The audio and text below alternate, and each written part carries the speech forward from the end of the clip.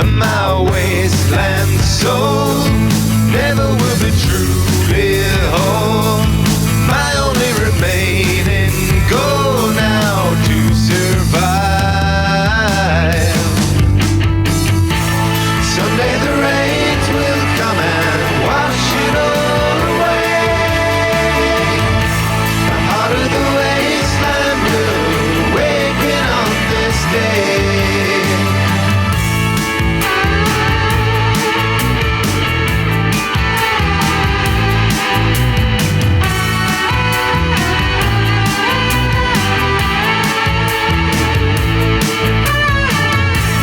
Shattered remains of once great cities. These silent highways lead to halls of stone. Every horizon sees it closer now.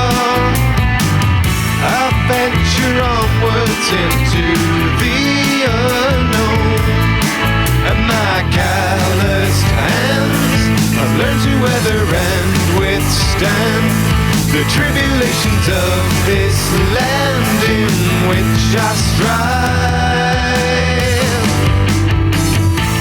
Someday the rains will come and wash it all away. The heart of the wasteland will awaken on this day. Someday the rains will come and wash it all away. The heart of the wasteland will awaken on this day. Tin cans and bottle caps and twisted steel. This world's seen better days, I'm sure. But I'd give every withered wealth I found for just a glimpse of something pure. But my wasteland soul never will be truly whole. My only remaining goal now to survive. Someday the rains will come and wash it all away. The heart of the wasteland will awaken on this day. Someday the rains will come and wash it all away.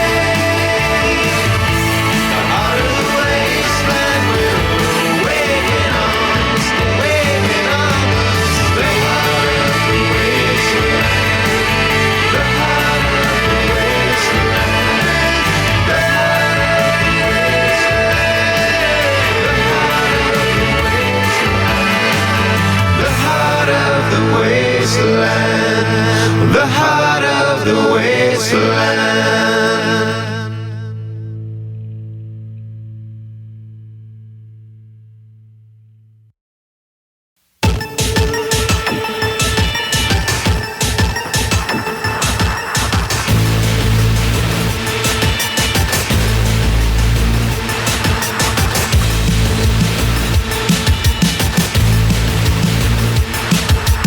Digital jungle, city of wind, vigilant hunger burns within. Back into the bathtub, sweep and scan, hack into the patchwork, miss the plan. There is always some kind of way out of here. Freedom is the green light. No back down. Freedom is the green light.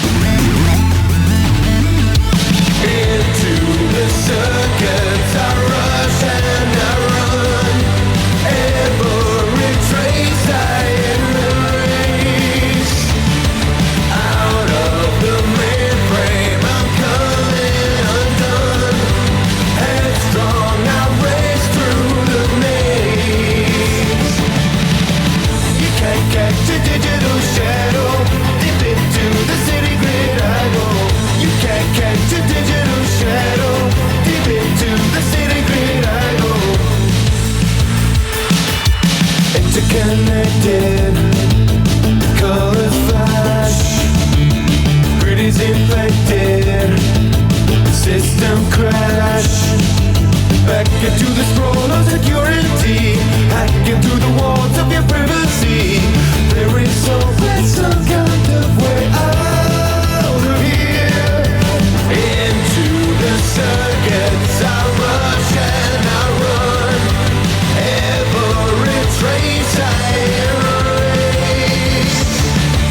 Out of the mainframe I'm coming undone, headstrong I race through the maze. You can catch a digital shadow, deep into the city grid I go. You can catch a digital shadow, deep into the city grid I go. Freedom is a red light, move back down. Freedom is a red light. Black hat connection to the techno-social life. Cyber metropolis, my code to modify. Into the circuits I rush and I run, every trace I erase. Out of the mainframe I'm coming undone, headstrong I race through the maze. You can't catch a digital shadow, deep into the city green I go. You can't catch a digital shadow, deep into the city green I go.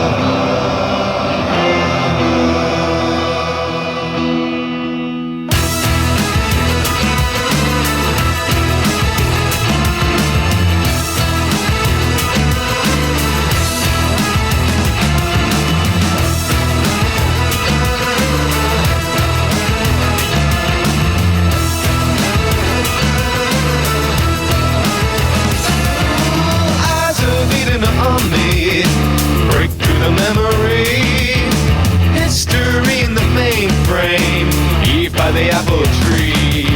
Search through every enigma, answers are never there. Codes and canon are shifting as we shake down every layer. Signals out of range, I was forced to change. Zeros and ones I bleed, we're brothers of the creed.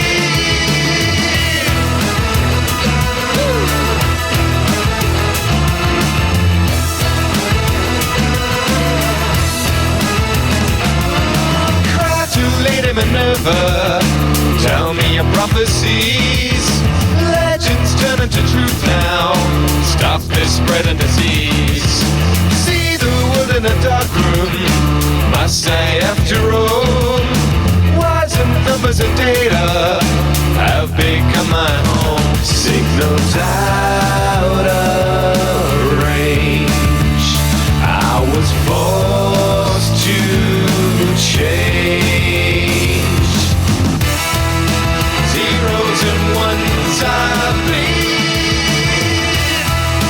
we're brothers of the creed.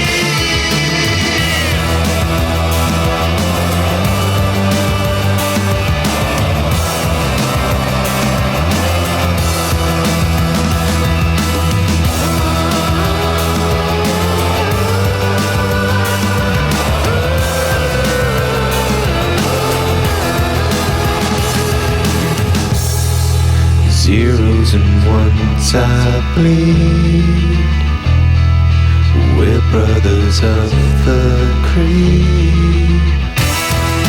Zeros and ones I bleed. We're brothers of the creed. Zeros and ones I bleed. We're brothers of the creed.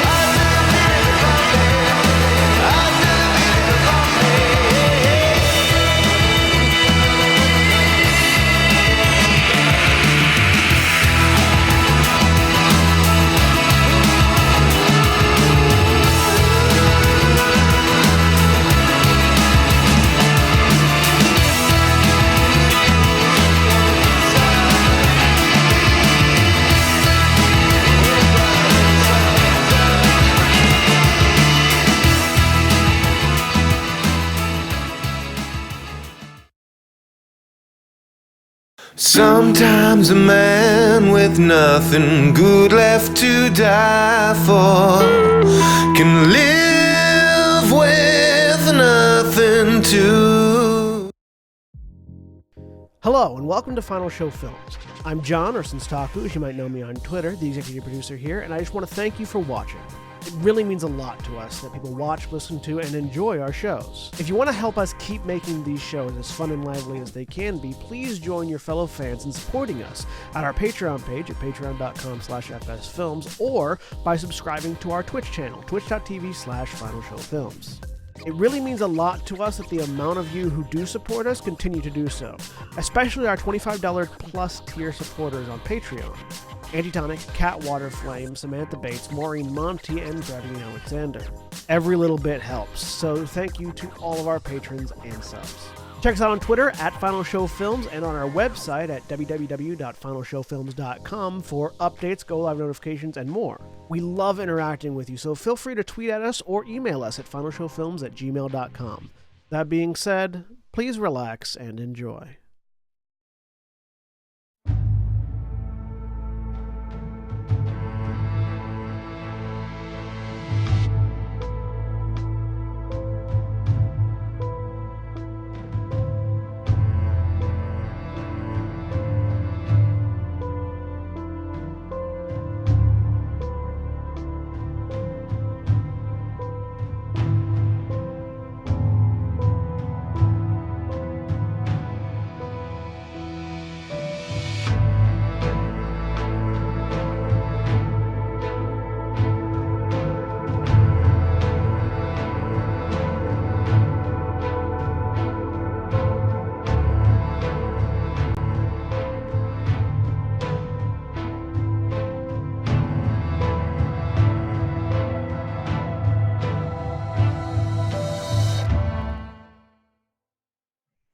We're live.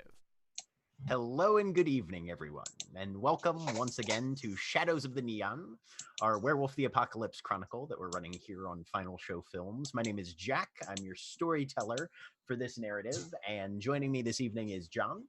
I'm John. I'm playing Hakao, Alko Petrovsky, the Hamid Silent Strider Theurge, and I'm also waiting for a Chipotle order, so I'll be back. And Craig. Hi, I'm Craig. I'm playing Sal Moraro, the Glasswalker Ragabash Hamid. And Aaron. Hello, I'm Aaron, and I'm playing Anya, a Galliard Silverfang Metis. And Holly. Hi, I'm Holly. I'm playing Dakota. She is a Lupus Galliard Uktena. And William. Hi, I'm William, and I am playing Ingvar Ulfsdotter, the Geta Fenris Arun. And Mara. Hi, I'm Mara, and I am playing Alexandra Core, Black Fury Metis Philodox. And Jeremy. Hello, my name is Jeremy. I'm playing Aiden.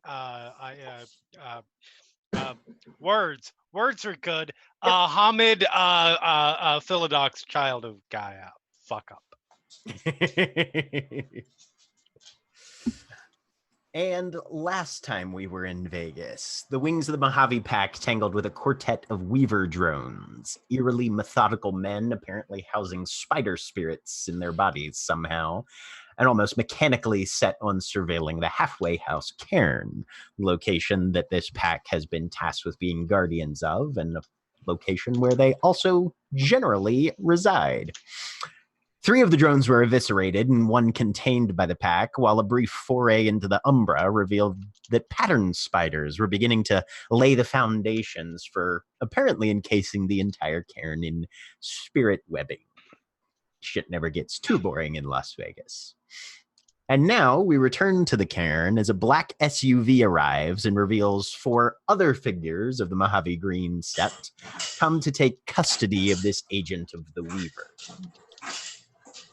Most of you are outdoors on the physical world side of the gauntlet as this SUV pulls up and 4 figures step out. From the driver's side, a middle-aged Latino male, kind of graying around the temples with that Elvis-esque pompadour haircut, sleeve tattoos, heavily embroidered button-down short-sleeve shirt and jeans. Immediately out of the passenger is a tall woman with ginger hair, styled in multiple braids and tied back with a prominent tattoo on her forearm. And then a pair of smaller, shorter at least, individuals from the back seat who begin to examine the surrounding areas. One female, long black hair worn kind of loose, darker complexion, wearing black lipstick and heavy eyeshadow. And then a male who seems like he might have been at least recently homeless. Very ratty clothes, grimy cargo shorts, about 8 days unshaven, and openly smoking a joint, who just kind of stands near the back of the vehicle and doesn't say much. But the redheaded woman steps forward. So who's in charge here then? That would be I. Yeah. Rumors are true then, is it? Spirits blessed you with a brand new cairn over there. Yes, they have. Well, you must have something special hiding behind those slack jaws, don't you? I should just jesting, you know. One way to put it. Well, don't I look so glum and deplorable? In my books, you've done the old city proud. So, where's this wee beastie that we're supposed to be taking into custody? Ingvar probably lugs him over her shoulder because she's the one who brought him in, has probably been holding him down the entire time. So, right. All right, so I don't have to get him prepped for transit. Oh, you're Russ Bucket. Go in there and get everything set. When you keep an eye on him. Be careful with letting him get to consciousness. One of them showed that they can step sideways. The other female, the darker haired one, just kind of gives you a smirk. Don't worry, we can handle that. Sure you can. But the individual referenced as Russ Bucket kind of just grunts, pulling out what seems to be a series of broad leather straps with glyphs scorched into them and heads inside. The dark-haired woman kind of stands at the doorway, folds her arms across her chest, making sure that nobody else goes in there for whatever process is happening. I know that Sal is still shadow side, but is it, just for my own information as a player, is Russ Bucket the guy smoking the joint? No. Okay. Is he? I thought that was me and Hakao. You guys are over there patrolling. Sal is in the Umbra, standing roughly where they think the drone is, just in case it slips sideways and tries to come out through. Yeah. There, the 2 of us are patrolling. Hakao is making deals with spirits. Yeah, I'm talking to spirits. Okay. Wait, am I patrolling too? I don't think so. I thought I was over there. Yes. I was going to say, I think Dakota's over there as well. Yeah, because Cal left her there.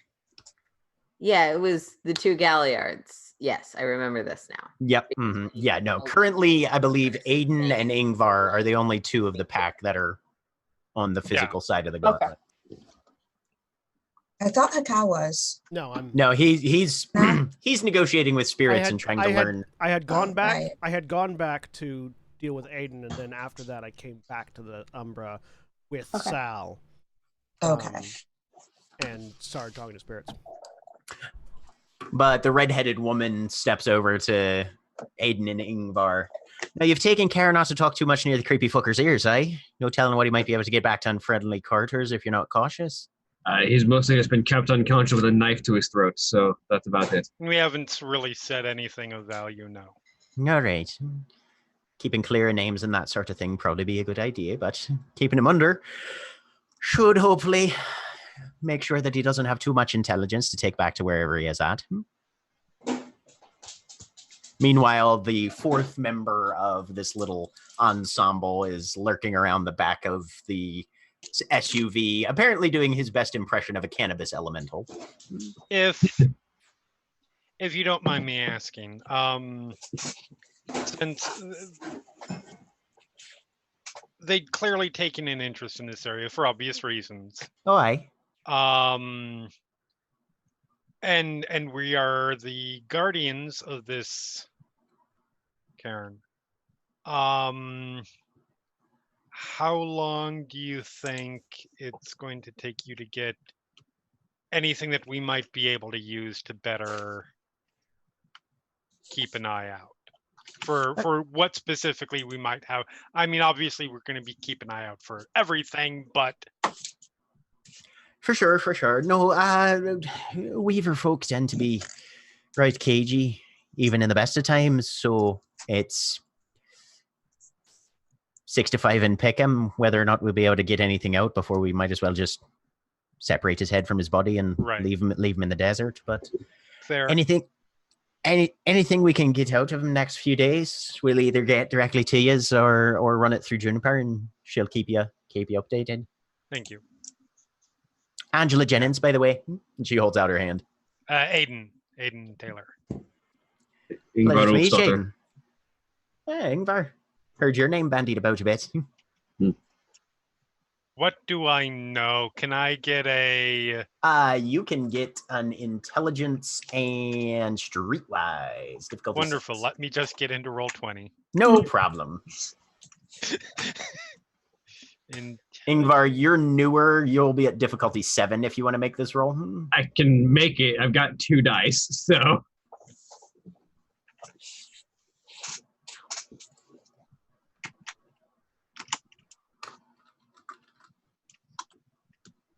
Yeah, no. Okay. Yeah, you've never heard tell of this woman particularly.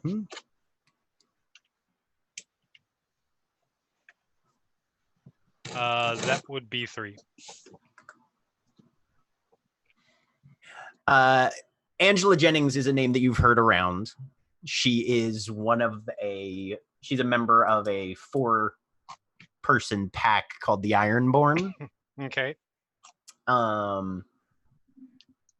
And you know that they are preeminent craftsmen in the Vegas area. If you're looking for fetishes or talons, that's who you talk to. They make shit. They make good shit. Okay. With 3 successes, you also kind of glance down. She's wearing a very prominent Fianna tattoo on her forearm as well. Okay. Which definitely fits with her entire motif. Right. Cool. But roughly about this time, the one known as Rust Bucket comes out, and the darker-haired woman as well. And they both sort of she's got the ankles and he's got the shoulders. And the man in black is literally trussed head to toe in these about 2 to 3 inch thick leather straps that are just hand tied very securely and tightly around his form. You can see them actively biting into the flesh a little bit. You know that there's at least going to be bruising, if not welts or some breaks in the skin. And they throw him into the cargo area of the SUV. Right, well, gonna go talk to Juniper, make sure she's debriefed and has everything up to date that she's got. Rest of you just keep an eye on them, and I'll be back in a few minutes. Okay. And the other three just sort of stand there and stare at you guys. Meanwhile, on the gauntlet side, or on the other side of the gauntlet, Hekau, you've finished your negotiations, having learned what you needed to from the local spirits, who are fairly willing to accept your chiminage. Is anybody talking back and forth or communicating with what's been happening? Because you guys still have the mental link. Yeah, I would have passed it on. Okay, so you can say that everybody's apprised of the fact that we've got visitors and they're taking our captive into custody. Out of curiosity, over the mental link, Aiden. Out of curiosity, as I'm fairly new in town, who are the people taking them? The names I just said. So because I would have given you the whole thing. Okay. Yeah, you've heard somebody referred to as Rust Bucket, and then Angela Jennings, who's a member of the Ironborn. Did you mention that they were fetish makers and things like that, or just names? I feel like just the names at this point, because for reasons. Yeah, no, that's fair. Mm-hmm. I'm curious. I'll ask later, but I'm really curious as to how they're going to restrain the drone. Link isn't for gossip. And is there anything else you need of us? Should we maintain our watch, or? For now, I think wait until they go, and then we should talk. Do I know who these people are? Because I'm curious. I live. Yeah, you can go ahead and do intelligence and streetwise difficulty 6 as well. Sure. I don't have any streetwise.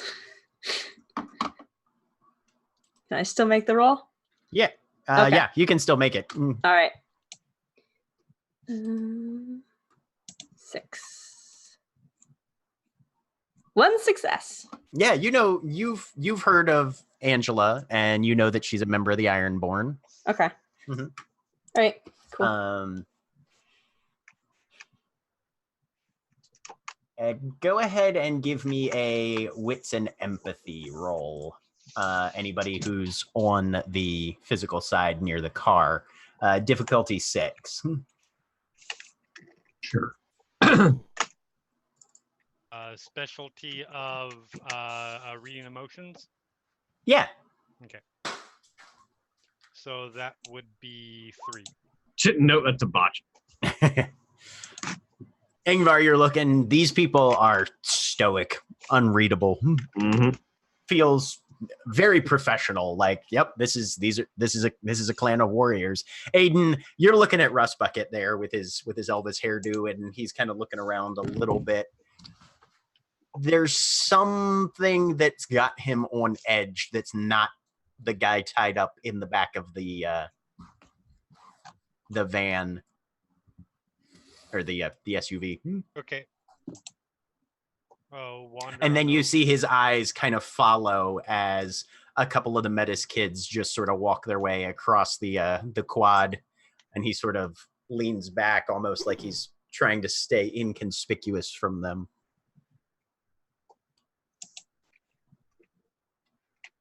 Got it. All right. After about 10 minutes or so, Angela comes back. You've told Juniper what happened? Do we need to go and explain things? I spoke with Juniper about it. Okay. We'll chat after these guys go. Right, well, that's about as clean as you could expect, I guess.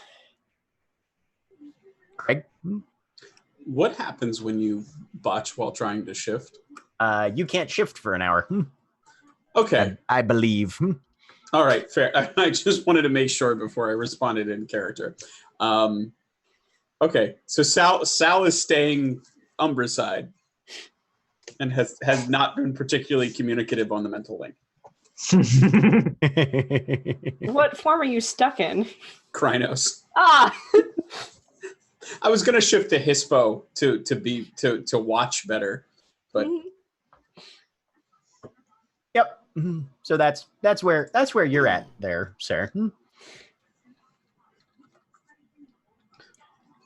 All right. And Angela will collect everybody into the vehicle and hand you a Post-it note, Aiden, with a phone number on it. Okay. If anything occurs to you that might help with our little interrogation session, just drop me a line. Okay. Will do. Fair play to you then. And Rust Bucket throws the vehicle into reverse and just hauls it out of the parking lot and out onto the street.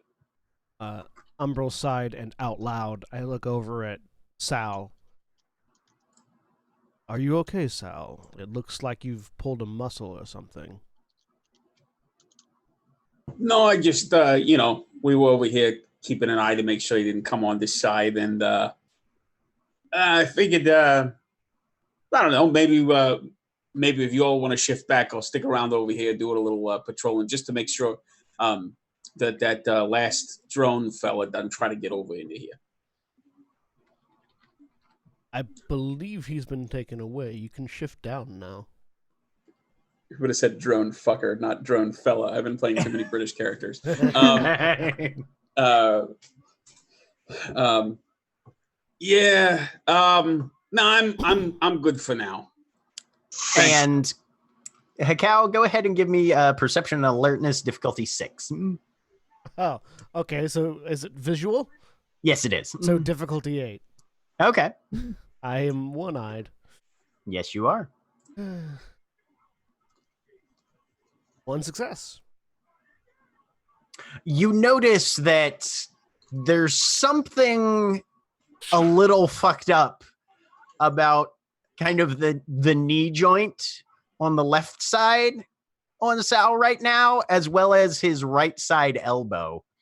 Like, it looks like either it's bent the wrong way or possibly entirely out of socket almost. Have you suffered a severe injury? I can heal you if you need it. No, nothing that won't pop back in time, I'm sure. Thanks, Hekau. Hey, I've been meaning to ask you this disc thing. I was a little out of my gourd when those drones were coming at us. But is that the kind of thing where if I'd been thinking a little cooler that I should have tossed at him? No. Okay. All right. So walk me through it a little bit more. I mean, I appreciate you being all mysterious and walk-alike, but somebody gives me some kind of weapon, I kind of want to know what's going to happen with it. So it's something primarily for use in Umbral side or places where you won't be tearing the veil. It is a bound flame. It's a bound spirit of flame that will explode if you crush it and throw it. Holy shit! So like a spirit grenade or something. Something like that. It's called. Where'd you pick that up? I created it. It's called the Sun's Breath. No shit. Did you name it too? Yes. That don't surprise me. So, how's that? Is that kind of your thing? Like you walk around, you take messages, and you make fetishes and talons when you get a chance? Yes. That's pretty damn useful. I also sell the talons for aid or shelter to various cairns as I pass through. That's a good idea. Good way to pick up some scratch while you're walking around. Hey, speaking of which, I still got that list, and he points to one of the pockets of his dedicated and now expanded tracksuit top, and says, "Listen, when we get this whole thing wrapped up, you want to go out and try to pick up some of this?" Just a werewolf in a tracksuit, just hilarious. Yes. Yeah, that'd be good. Well, I guess we probably better run things over back at the cairn. Maybe we'll wait until the rest of the folks are well and truly gone out of here with that last drone. after losing it a little bit, kind of want to take some time, get my calm back, and then I'll pop back over and join y'all. Don't worry about it. So, Jack, have I been able to discern whether or not this is a stuck change? He looks a little fucked up, but you're like, werewolf's heal. Okay. He'll be okay. Cool. All right. Yeah. Mm-hmm. I also have a whole bunch of new permanent scars, pockmarks across my chest from the that battle scars from almost dying. That I can't help with. You conceivably you could, but not yet. And also, No. you're supposed to wear those. Right. The mother's touch to remove battle scars only works if it's in the same scene you get them. Yeah. So. I'm only bringing it up because I think Sal looks pretty fucked up in general. Yeah, that's why he's actually probably still covered with blood. I mean, that's why I was concerned. Yeah. Well, if you're certain, just feel free to ask if you need assistance. I can also heal people. No, I got that, and I appreciate that. I tell you what, if anything starts to fall off, I'll come running. Presumably crawling if things start to fall off, but I understand. Depends what falls off, right? So at this point, Aiden can, if he so chooses, let everybody know, hey, they're gone, you can, or whatever. All right, guys. Everybody, if they're gone, everybody over. We need to talk. Gather everyone up Umbral side, and I'll begin the step sideways process, and we'll see if Sal decides to come with us. I mean, he can choose not to. That's fine. Yeah, no, I know. That'll make for a fun conversation. We're stepping back into the movie room in the cairn, right? Yeah. Okay. Yeah, he's coming. Just because I'm really bad at shifting, Anastasia is still in her Krynos form, though she is Metis. Yeah. I'm back in my home. Oh. Rolling Gnosis, difficulty 7 to activate glasses. I'll try and shift before we go back. Okay. Stamina and primal urge at whatever difficulty you're in. That's Glasses are activated. Glasses are activated. Yeah, I'm gonna shift back into Hamid form. Oh yeah. I'm good. I shift so hard. I shift so hard. It's just whoosh, yeah. Barely any cracking, very smooth transition, Alex. Mm-hmm. What do I roll for this? For shifting, it's going to be stamina and primal urge. What form are you in right now? I believe beast. Lupus. Lupus form? Lupus. Yeah. Okay. So sorry, it says 6. beast on the thing, but yeah. yeah. Mm-hmm. Yeah, no, that works. Difficulty is 6 then. And I'm sorry, stamina and what? Primal urge. Okay.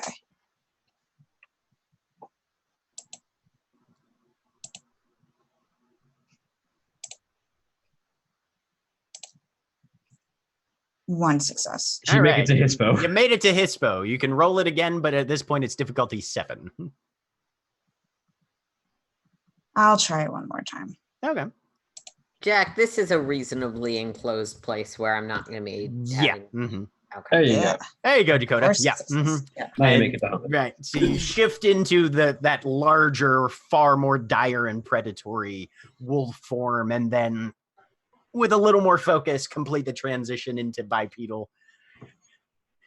This is where the little Metis kids like hang out in Krynos form and Is it Mario Kart? Yeah. What's my difficulty for the gauntlet? With the shades activated, you're at difficulty 4 because it's normally 6. 5 successes.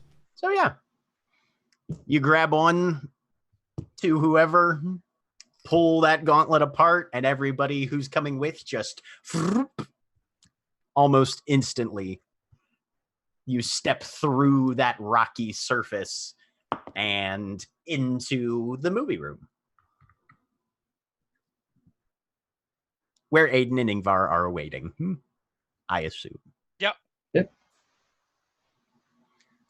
Well, that certainly went. It's not the worst scenario that I've ever been a part of personally, but it was certainly chaotic. No, it's not the worst scenario I've ever been a part of either, but the bar is really, really high for that. So, I mean,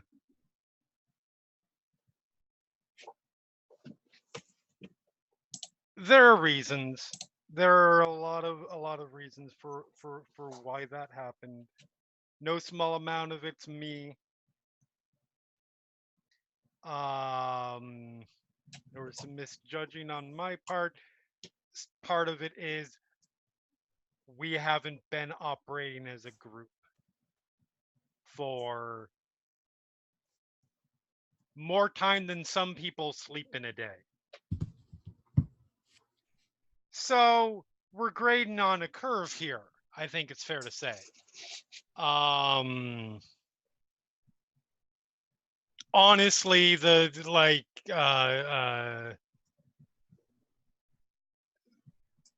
people who weren't actually part of the fight itself, the non-penumbral fight, I don't really see much I can complain about there. Alex, you did exactly what you needed to do. Stay back. Anya, you were doing a good job with relaying the information. Cal and Dakota, you guys were fine. The rest of us could have done better, I think it's fair to say.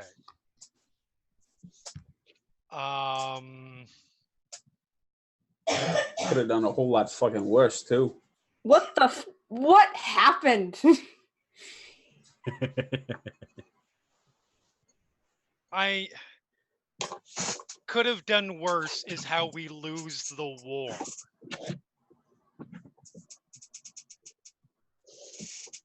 We can't rely on that. Like you said, it's our first dance out there. I'm not surprised we're stepping on each other's toes a little bit. You're not wrong. They're stepping on toes, and then there's stuff like let's see. Well, I'll start with me. Deciding to actually engage in the first place was a fucking mistake. Seemed like a good idea at the time because they were clearly circling us. I shouldn't have done it. Misjudging how far away we were from the cairn. Also on me.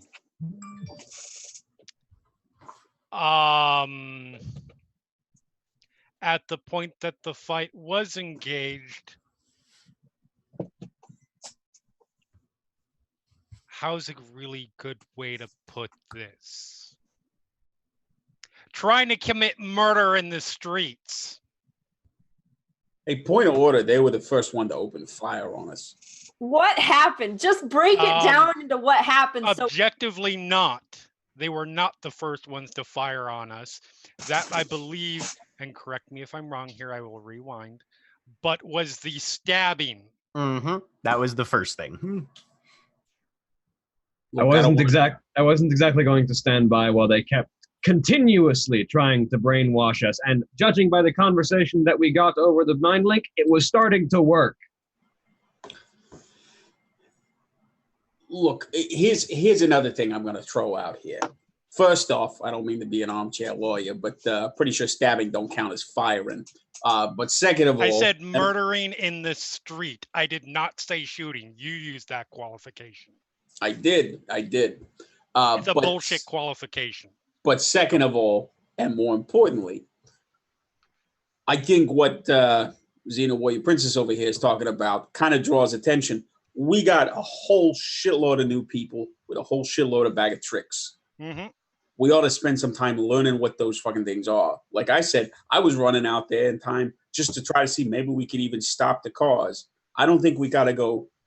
And look, trust me, there's going to be situations where stabbing in the face, that's going to be a good first move. You know, it's like chess. Sometimes you move the little round guys. Sometimes you move the horses. Sometimes you stab the other guy. Sometimes you stab the other guy. But there is a disparaging Comment that From can't the cut Russian. that. Wait. What? You ain't never played chess in Central Park? Come on. So I've never played chess before, but do you actually stab No, people you in don't it? stab people. Sal's being an Okay. idiot. It depends on how it's Poison going. them, but that's not the point right now. And also, we are not in the mother country. The point being, we got a lot of moves open to us. But right now, I get it. We all come out here. We all want to open up with our best foot forward. For some of us, that's our best knife forward. But there's a lot of different ways to play things out. Yep. And the three of us chose every single wrong one. We need to be better about that. It would have been useful to be able to tell the keeper of the land something. I understand that it was not the right time when I asked, but That was on me too. I was not bringing information back.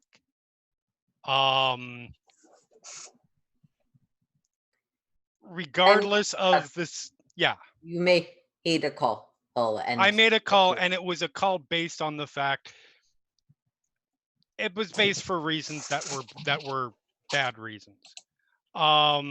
Regardless of who started it, and they did start shooting. Some gunshots can be are one thing, and will certainly draw some attention. Semi-automatic fire is going to draw a lot more attention. I mean, correct me if I'm wrong, but they weren't exactly holding back and using silencers either. But the other thing is, I was shooting in such a way that we weren't going to leave no marks behind, at least from our guys.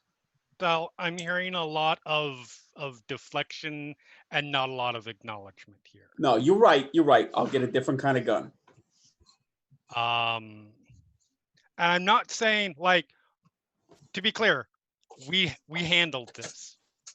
We handled it, and it's coming back on us hard, but we handled it, and no matter how we handled it, it was probably going to come back on us hard because everybody hates us. I think in the whole, we were successful. We were successful because we were lucky, not because we were good. A win's a win, but I want us to be good. Whether or not we own our mistakes to the broader community, it would be incredibly useful if we could acknowledge them to each other without constantly refuting, how do you say, the possibility our actions were wrong. And I don't want to.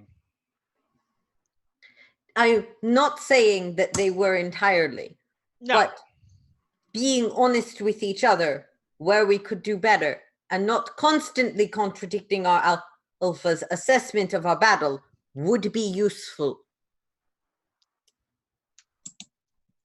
It's fair enough. Stacy, what you got? My name is Anastasia. You may use Anya if you prefer. Here's the thing. Ultimately, it worked out. I'm just trying to point out the things that went wrong so that we can fix them. Nobody did anything irredeemable there. Not really. Yeah. It's fine. We just have, and that's where from this point I'm going to set up Guardian schedule. We're actually going to start acting like Guardians. Which makes sense because, again, we got this job like probably 7 hours ago at this point because it's been an hour since I was going to say it was 6 hours. I was going to say it's probably been about 7 hours. Yeah. Yep. Right. Again, we got this job one sleep night for the average person ago. Out of character. The Karen appeared this morning, right? Yeah. Last night. Last night. Okay, yeah, but I mean, we woke up around it this morning, right? Yeah. Yeah. Mhm. Okay.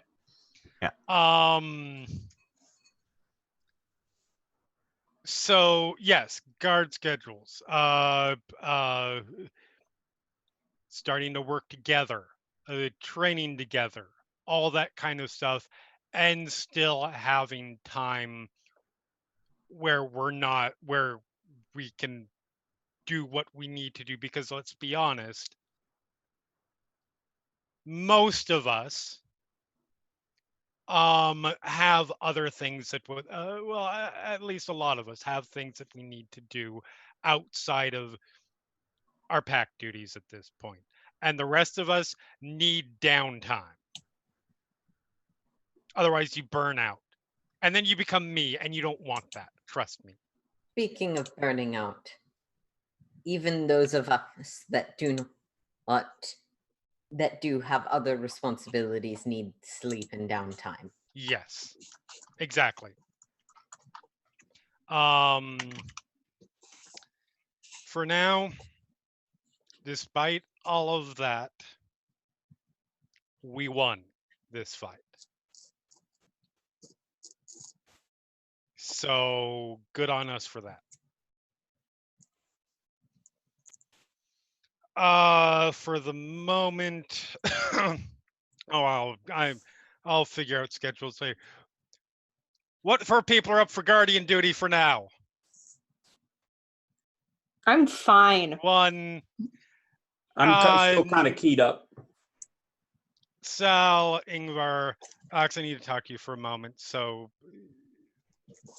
but I am Alex, exhausted but uninjured. all right. I'm fine. All right. So, Ingvar, Dakota, Sal, Anya, you're on guardian duty, and then we'll switch off. I apologize, but given what just perhaps you need to go into a little more detail about what that means. Yes, or I what mean that should look like for now. I was getting to that. I apologize. It's okay. And no, this is, despite what this actually is, he is not drinking soda. Okay. It's booze. So yeah, we're gonna need 2 of you on this side, 2 of you on the other side. We just had an attack. We just had Weaver spirits poking around, and it turned into a fight due to us. But that's not the point.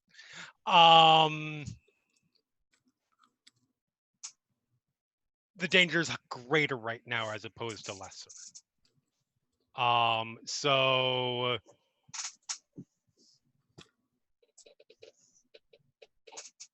how you guys want to handle this, we'll get more formalized later, but keep an eye, whoever's this side, probably, I'm gonna say probably Ingvar and Dakota. Keep an eye on all of the halfway house. Keep an eye out for anything strange that shows up. Make sure everything's watched. Check with we have security cameras for this place, right? You do. Are they up and running yet? I don't think they were. Okay. I have set them up. Yeah. Okay. Perfect. Dakota. Alex. Nope. Anastasia. Still Anya. Meh. There are a lot of you. Too many A names. Anya and Juniper got those up and running as you guys were doing other stuff earlier today. I could, as we train, I could explain how they're set up for now. In fact, I could also take that for first watch. No, yeah, you change in order. You and Ingvar this side. Dakota, you're with Hakao. In the Umbra. You mean Sal? Sal. Sal. in the Umbra. Look, there's a lot of people here. No, it's And reasonable. Aiden's slightly Anya drunk. very specifically didn't bring Yeah. that up as a I am better at Yes. this. Just a I can if it's useful. No, yeah, yes, no, absolutely, because you're good at that stuff. Yeah. So yeah, You got a keep bus. an How eye far on the Umbral side. how far out you want us ranging around? I mean, stay inside of the cairn. Okay. Don't go further out because we haven't had a chance to really chart beyond here. I'm sure somebody has because this is the fucking halfway house. I'm sure somebody knows. We don't. And until we know it personally, we shouldn't go too far out. First trick probably has. Probably. How about we start charting that web? That would not be a bad idea. That's the kind of stuff you also need to do when you're guarding. Guarding. I would like to just bring forward. The web seems to be in conjunction with the activities that we encountered and interacted with here in the real. So I would not be surprised if another set of SUVs were to start circling around. Yep, and that's why, like I said, it's going to be the issue. The danger is greater now, not less. And I what are we bring that doing, up- A, about that web, and B, about potential new circlers? Procedures. If you see some, you've heard the old Homeland Security credo, right? If you see something, say something. Just say it in your mind to the rest of us. I would recommend, as they seemed only to become hostile when we engaged with them. Yes. And we do, thanks to Anya's estimations, have some manner of a timeline before the web will be an enclosure that we'll need to actively repel. I would recommend not engaging if you see an SUV, and I can continue to look into potential ways to get the Weaver spirits to move away. That was what I was going to be doing, which is why I didn't volunteer for Guardian duty. What exactly happened when you all went up and tried to tangle with them on that side? On the Umbral, they they posed aggressively but did not actively attack. I will admit that I attacked first, as I was caught in a web and there was a spider there. I'll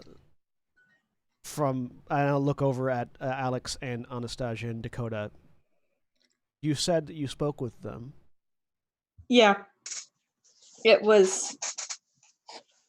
It didn't seem that interested in us, really. Hey, no shit, kid. You talked to him? Mm-hmm. That's new. Yeah.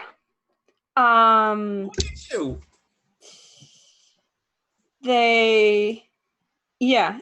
It was just sort of, they're working on stuff. I tried to talk to it, and I think I didn't know the code for the program.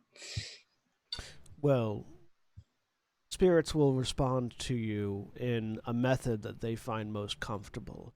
If they responded to you with a code phrase, it could just as easily be that they were awaiting codified input, or that was simply their way of answering your question. It's difficult to navigate. Is it we're trying to talk to them again, figure out maybe exactly what they're after, or you just want us to observe at this point?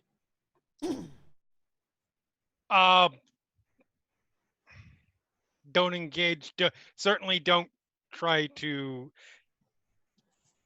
If you see them, yeah, don't engage. It's observe only at this point, unless they act like they're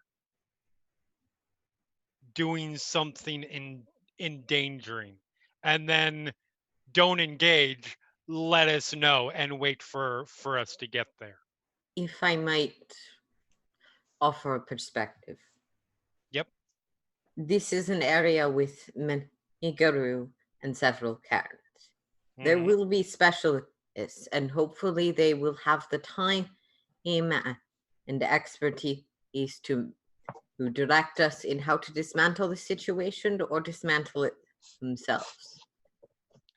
The role of keepers, as it is, I have seen it in the past, is not to be the solution to the Khan's threats. It is to be the first line of defense and to direct or guide the Khan's defense. You are not entirely wrong on that. In fact, you're not wrong at all. The one the one concern with that, I would say, is that I don't know how to put this. Tag me in, boss. Everybody's expecting us to fail. And the more that we have to rely on them, the more that it's going to be assumed that we're failing. That is Not that we don't rely on, not that we don't go to them when we need, but we need to try and find the answers ourselves when possible first. that is fair. I teach by stories. I was trying to Yes. explain why us communicating with them may not be the only way that communicative or negotiative answers could be reached. For sure. And that might, importantly, not happen on this first watch. The counterpoint there is that the best way for us to accomplish both goals, that is to say, guarding everything as well as putting forward everything we need to make a good impression, if that's what we're trying to do, and it seems like that's what Dusty wants us to do, is to come forward with as much information. I'm not saying we come back and we've solved all the Rubik's cubes, but it's going to be better if we come back and say, hey, we saw the spiders doing this, doing that. We tried this, we tried that. It didn't work. As opposed to, hey, there's a fuck ton of spiders over on that side.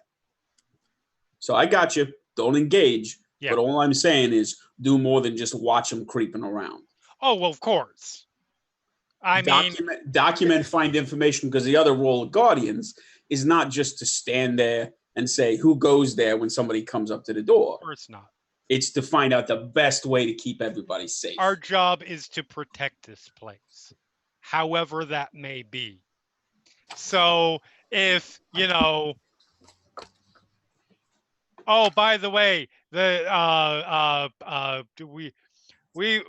Weaver Baines, I guess, I don't even fucking know at this point, but just came up.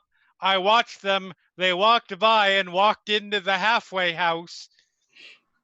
That's not good. Absolutely.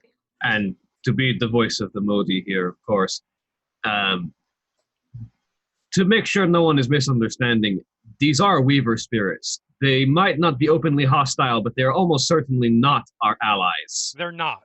And they are actively attempting to enclose this cairn in their web. Yep. We should be prepared for hostility at some point. Of course, just not the same day that we just had to deal with this. Everybody give me a perception and alertness difficulty 6 at this point. Is this visual? No, auditory. Hey, I can roll at normal difficulty. I'll still fail, but I can roll at normal difficulty. One success. Somehow I botched it again. All right, 2 successes. Success. I was in the middle of talking. Yep. Ingvar doesn't notice it, but the rest of you hear a vehicle pull up and park. Fuck. In the parking lot outside the Garu side? Yeah, it came into the Garu section and All right. Yep, parked somewhere. Everybody off to your places. What's that? Do your things. I think that's a thing. I don't know. It might be nothing. But have you seen the way today's going? It's probably not nothing. Does anyone know, by the way, did we ever get confirmation on our missing kinfolk? We haven't even we haven't even looked at the surface to scratch it yet on that. That I'm was gonna- You hear a door slam. Can we? everybody go. Of course. You want to take a look at it I first? think I'm going with Sal. Go. Yes. No, you are on this side with Ingvar, Sal, and Dakota. Yeah. Sorry. By camera, boss.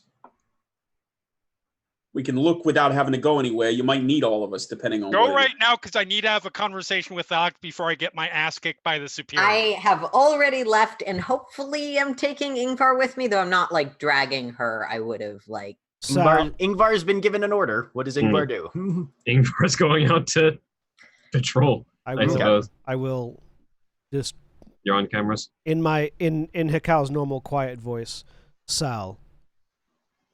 Now is not the best time. Sal has his phone out and is holding it. He's still obviously in Krynos form. He says, "This is going to be a piece of shit if something's out there that you need all of us for." But then I'm going to try to step sideways. I can rip most of these drones to shreds with my bare hands. I can at least start. I can at least handle ourselves if we need for a while. If they made it, I have already left the parking room, so lot- if Ingvar's staying because the Yeah. pack leader has given an order twice. Yeah.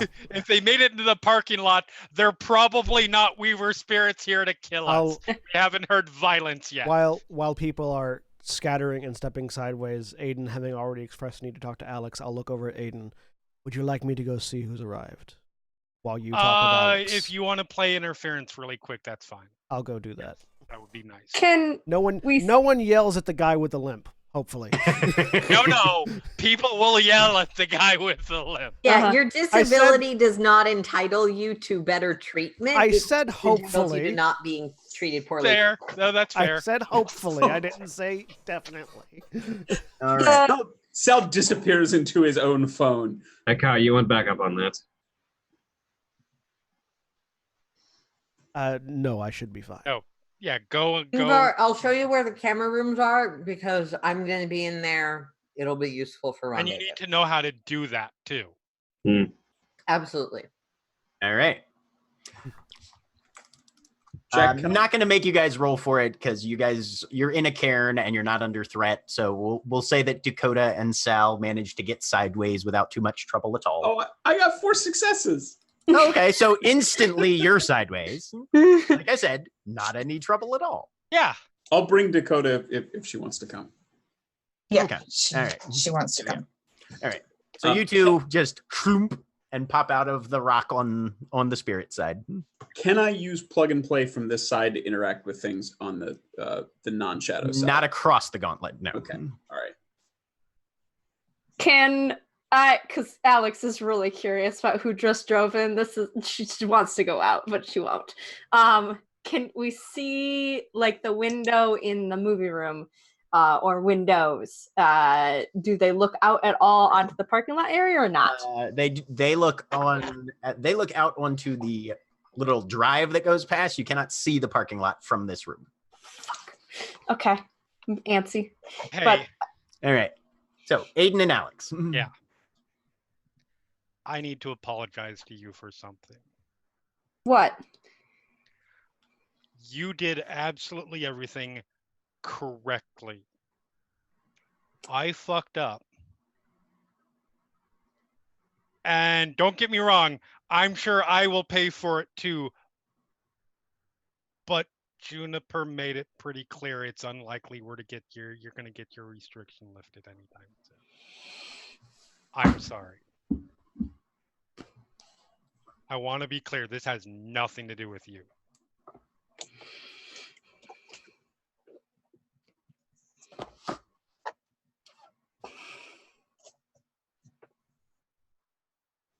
Alex, Yeah. take a point of rage. Yeah. Yeah. I get caught. Yeah. Fuck.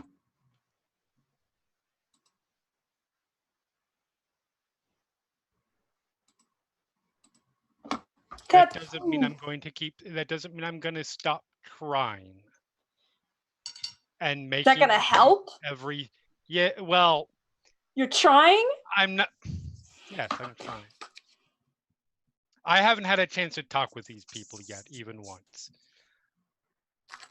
Despite my shitty reputation, there's one thing that I'm actually kind of good at. It's talking to the people, talking to superiors in a way that's generally mollifying. It's a lesson you kind of have to learn. So I'm going to keep trying. I'm going to keep trumpeting every time we do something good. I'll get it lifted as soon as possible. But I wanted you to know it as soon as possible, not in front of everybody, Thanks. and to apologize.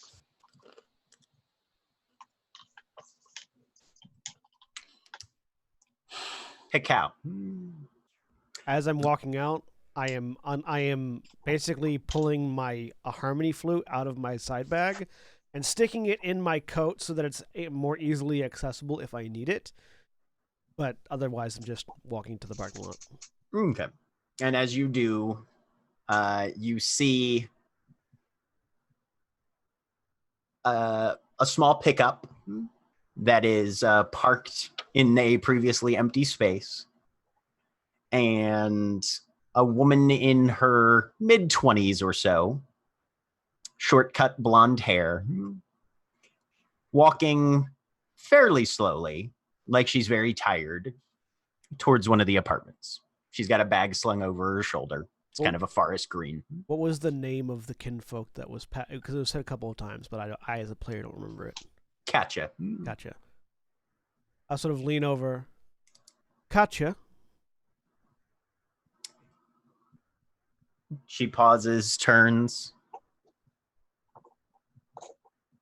You're new. Do I recognize the accent? Russian. Okay. I'll nod and allowing my Macedonian accent to slip back in. Yes, recently arrived messenger. I am Hakao. Katya Rustikov. Pleasure to meet Welcome you. to the apartments, I suppose. Thank you.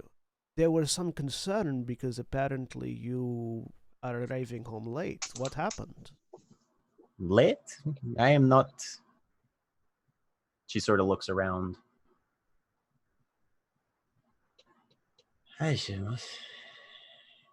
Fishes her phone out.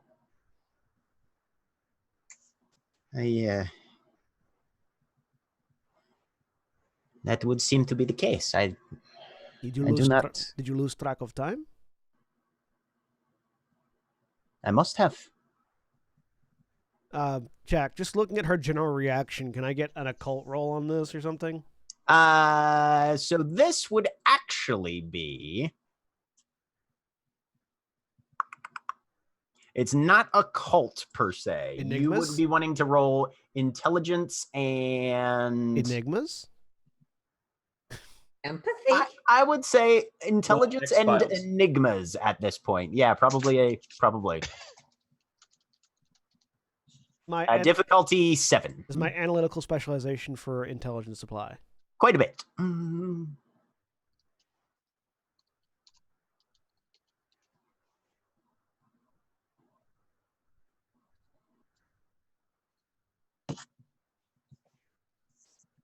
So that's 2 successes. Okay. She's tired, but also disoriented. And had she just gone about the rest of her evening, she might not even have she looks like she wouldn't even have noticed she was late.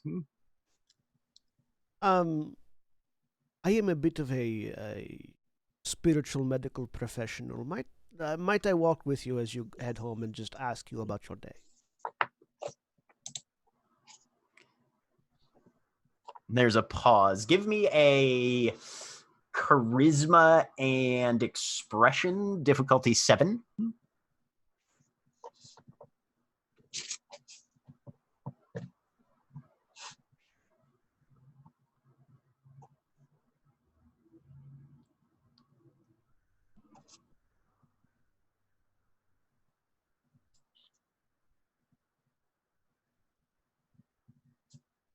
Expression.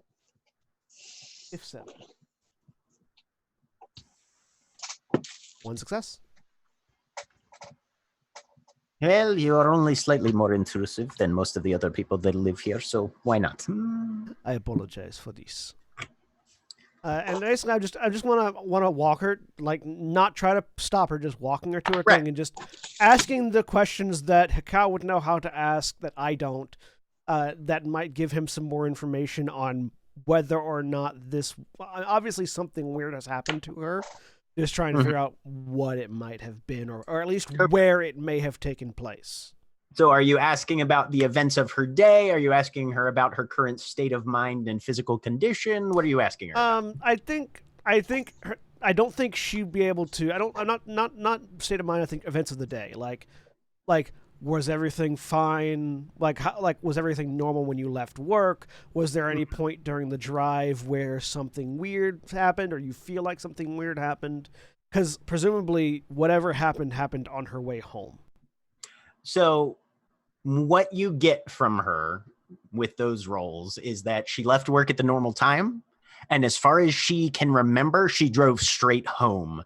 There wasn't any weird traffic. There weren't any construction delays or something. She's missing at least 2 hours and she has no idea where, why, or how. Okay. And there's no physiological changes that I don't know what she looked like beforehand, but there's no like weird raised warts or anything like that. Give me I mean, other than the second head that's grown out. right, yeah, the second head and the weird sulfur that keeps emanating from her nostrils. Yeah. Yep. Right. Give me a perception and medicine, let's say. Do you have any dots in medicine? I have 1 dot in medicine, yes. Okay, yeah. Perception and medicine, difficulty 8. So because it's visual, 10. Yes, unfortunately. That's fine. I'm going to spend a willpower for an auto success, so at the very least I don't sounds botch. good.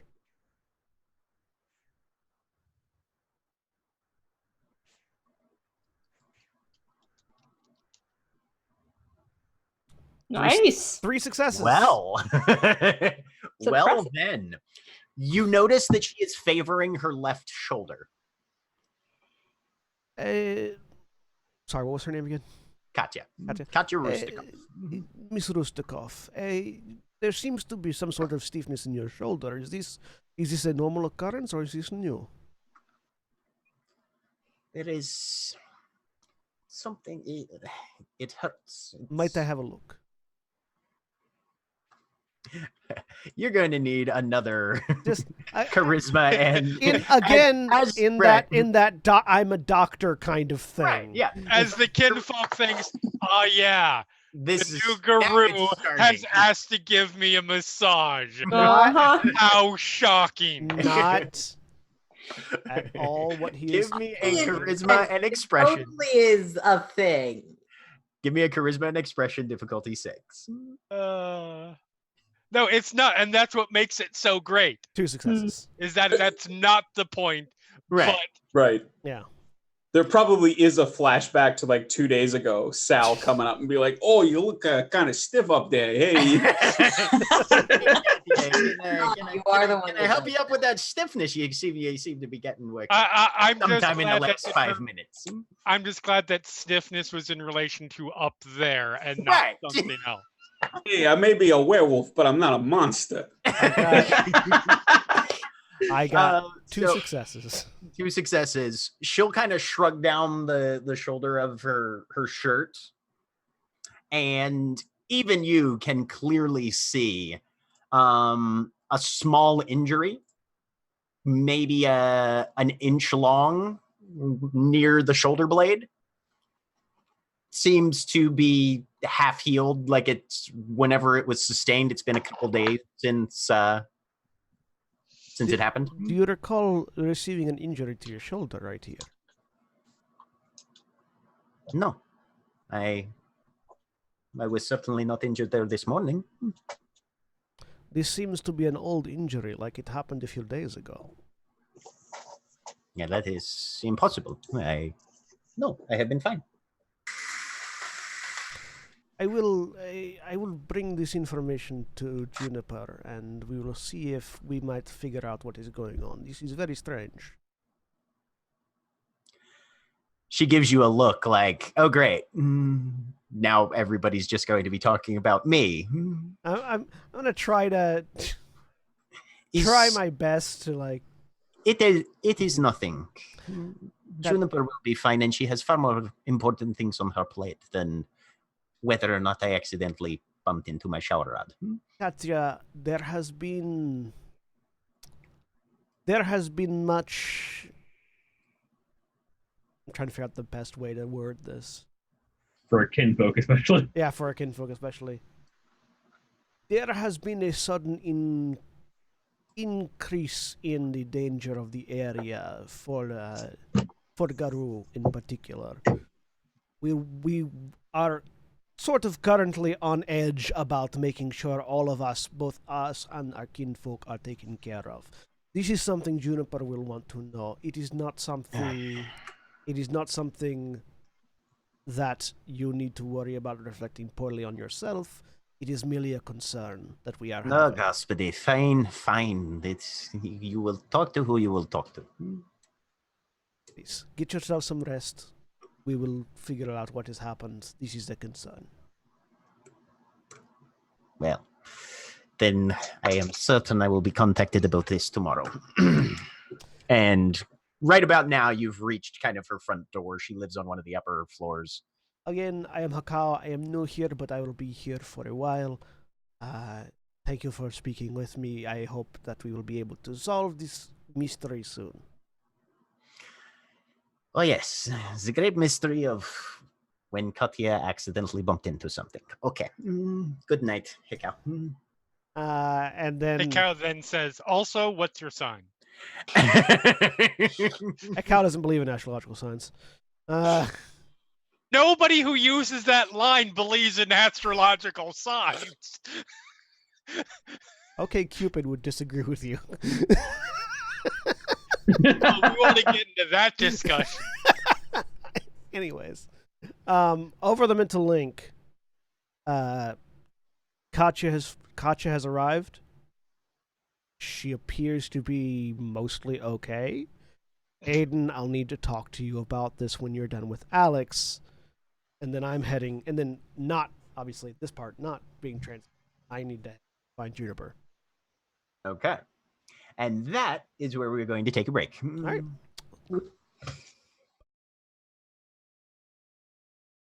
Lose.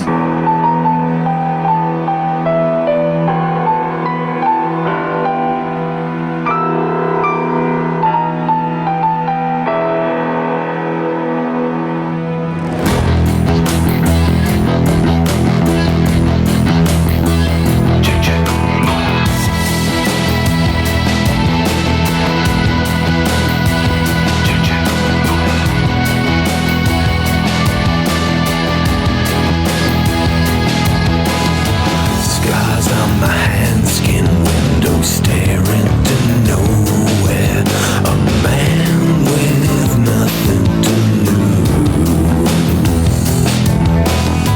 Long years and days all blurring, broken slow motion. Pills and cheap bitter brews. Glass shards and bloody stains on the floor. This world is rotten right to the core. I keep watching the world go by in bullet time. I keep pushing the pain back down inside. The time trickles away as golden hammers chime. I keep hunting the beast I've been denied.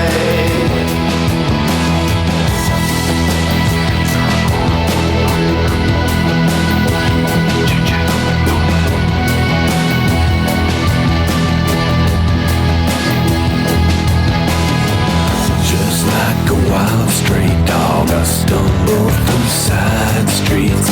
I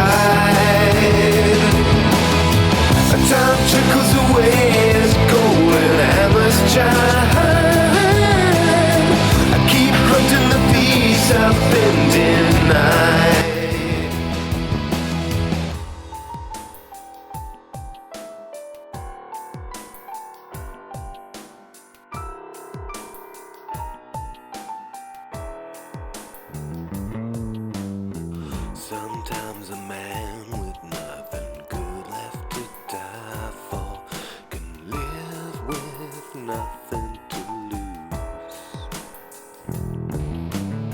I keep watching the world go by in bullet time. I keep pushing the pain back down inside. Time trickles away as golden hammers chime. I keep hunting the beast I've been denied. Oh, I keep on running from the pain, but it's gonna find me now. Yeah, it's gonna find me now. It's gonna find me. It's gonna find me. It's gonna find me. Yeah, it's gonna find me.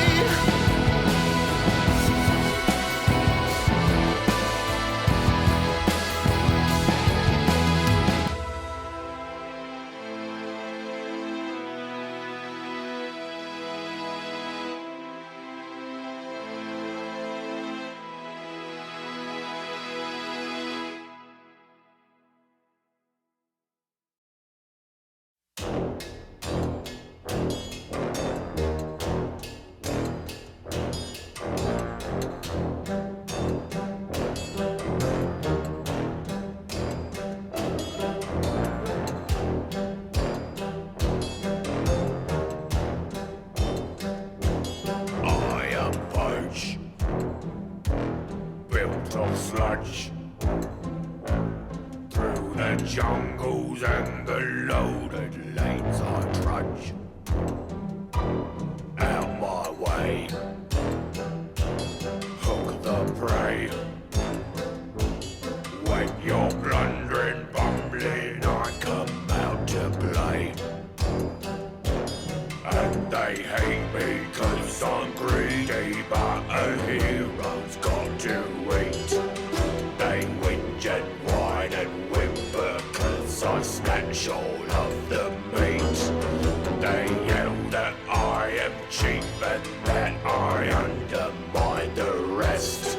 And they're right, you know, my prices are the best. Get wrecked.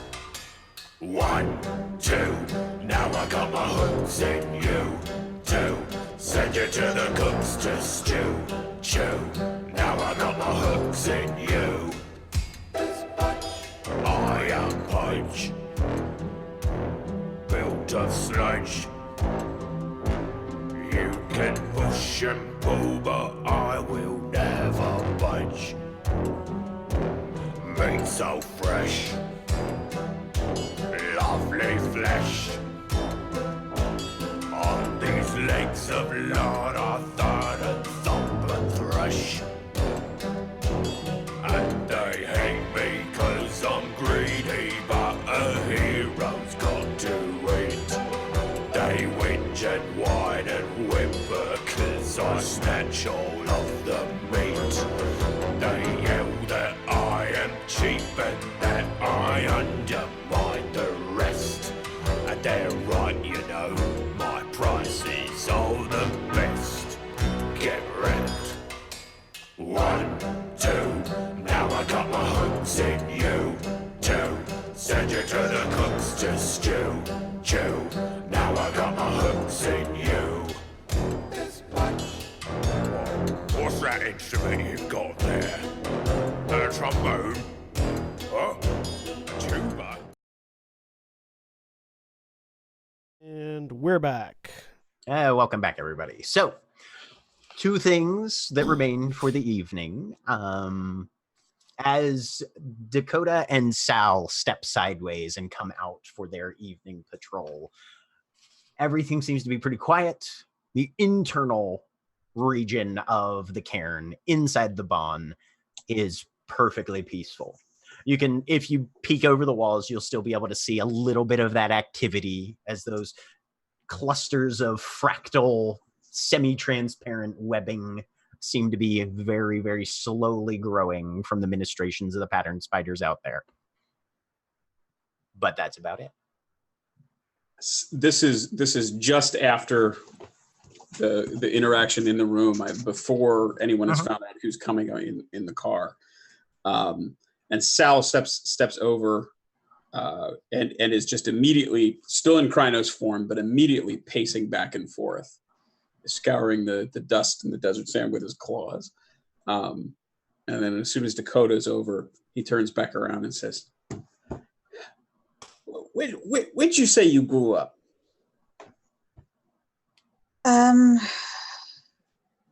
Sorry, I'm trying to remember. I have it written down. Winnemucca, right? Yes, that I cannot pronounce that, but she says that. And you were out in the real wild, right? Like trees and shit all over the place. Yeah. All right. Before you changed, you was in the pack, right? Yeah, I was. All right. When you all were out in the woods and there was something coming, what did your alpha do? Did he tell you all to just split and go your fucking separate ways and leaving only one or two of you behind? No, we usually stuck together on everything. Yeah.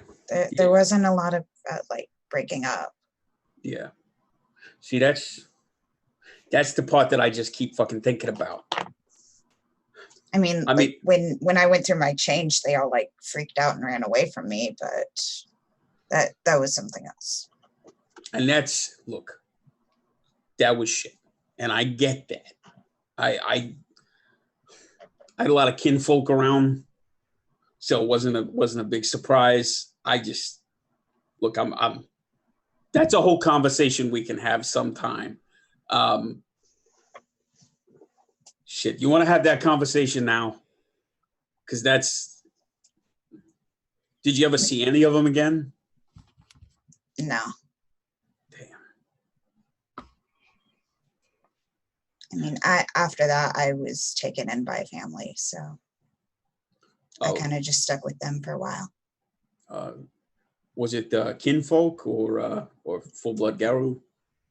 It was Garu. Okay. Well, that's good. And Sal takes a deep breath and says,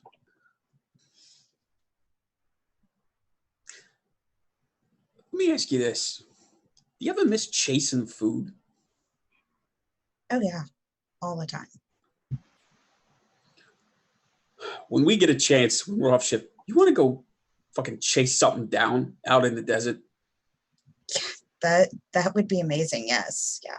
I mean, I've had sushi and well, I don't think I've ever had that. you don't chase it. And I got this nickname from back home. You know what? Don't even worry about that. But I never done it like the right way. What do you say when we get a chance? We go out and just run down and tear something apart. Yes. All right. All right. Let's go see what these fucking spiders are doing. Okay. I do have one question for you. Yeah. So I've noticed that like you seem to have like special like names for people. So like, what's your special name for me? Sal takes a long moment and stares at Dakota, hoping that he doesn't remember what he called her before, which was Odie. And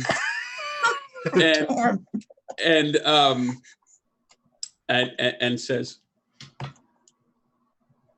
I mean, I know that's kind of a Galliard thing most of the time, but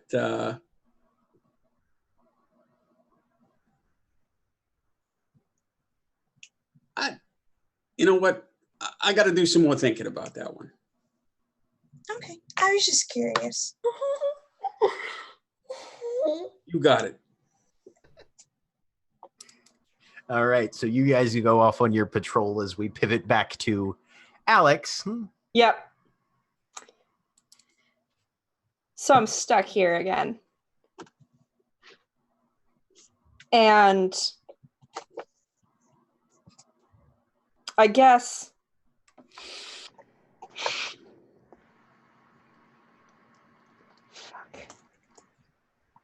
I don't want to get stuck here again. or continuing or whatever the verb would be. I'm not good with words. I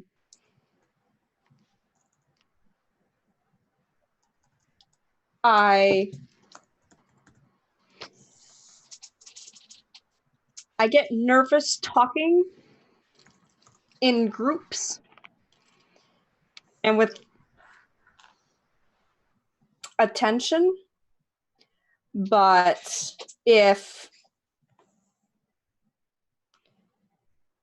I'm good at assessing situations, and I know the law and litany and all of that. And I'm sick of, it's all been ridiculously fucking one thing after another, so I get it. But I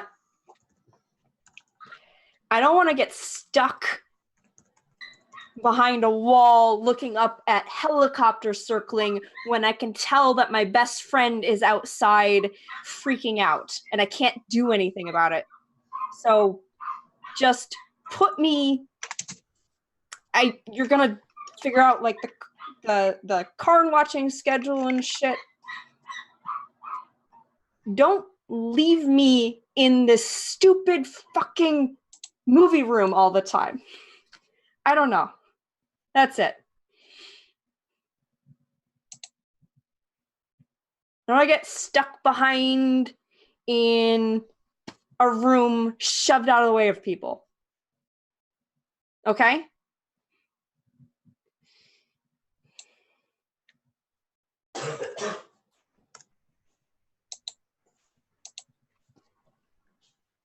Definitely not the plan. Okay. It's the easiest way that I can put it. I can't make promises at the moment of what I will be able to, what you will be doing. But what I will say is you'll be doing just as much patrolling as anyone else. You will be as involved in everything possible as everybody.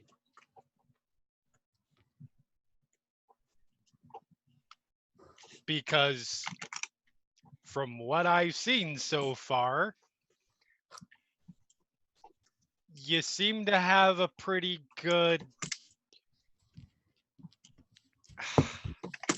Okay, I'm gonna say something, and I realize I'm not trying to trash everybody else, but you haven't fucked up yet. Give it time. Oh no, we'll all fuck up. Everybody will. Horribly. But so far so good, and I don't see any reason other than fucking ridiculous, over punitive,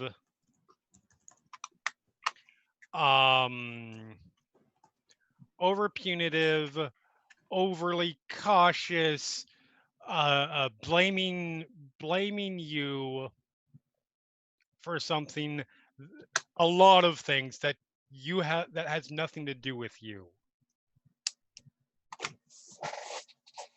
Nonsense for what's been going on, as near as I can tell, based off what you told me, based off of what I'm gathering so far.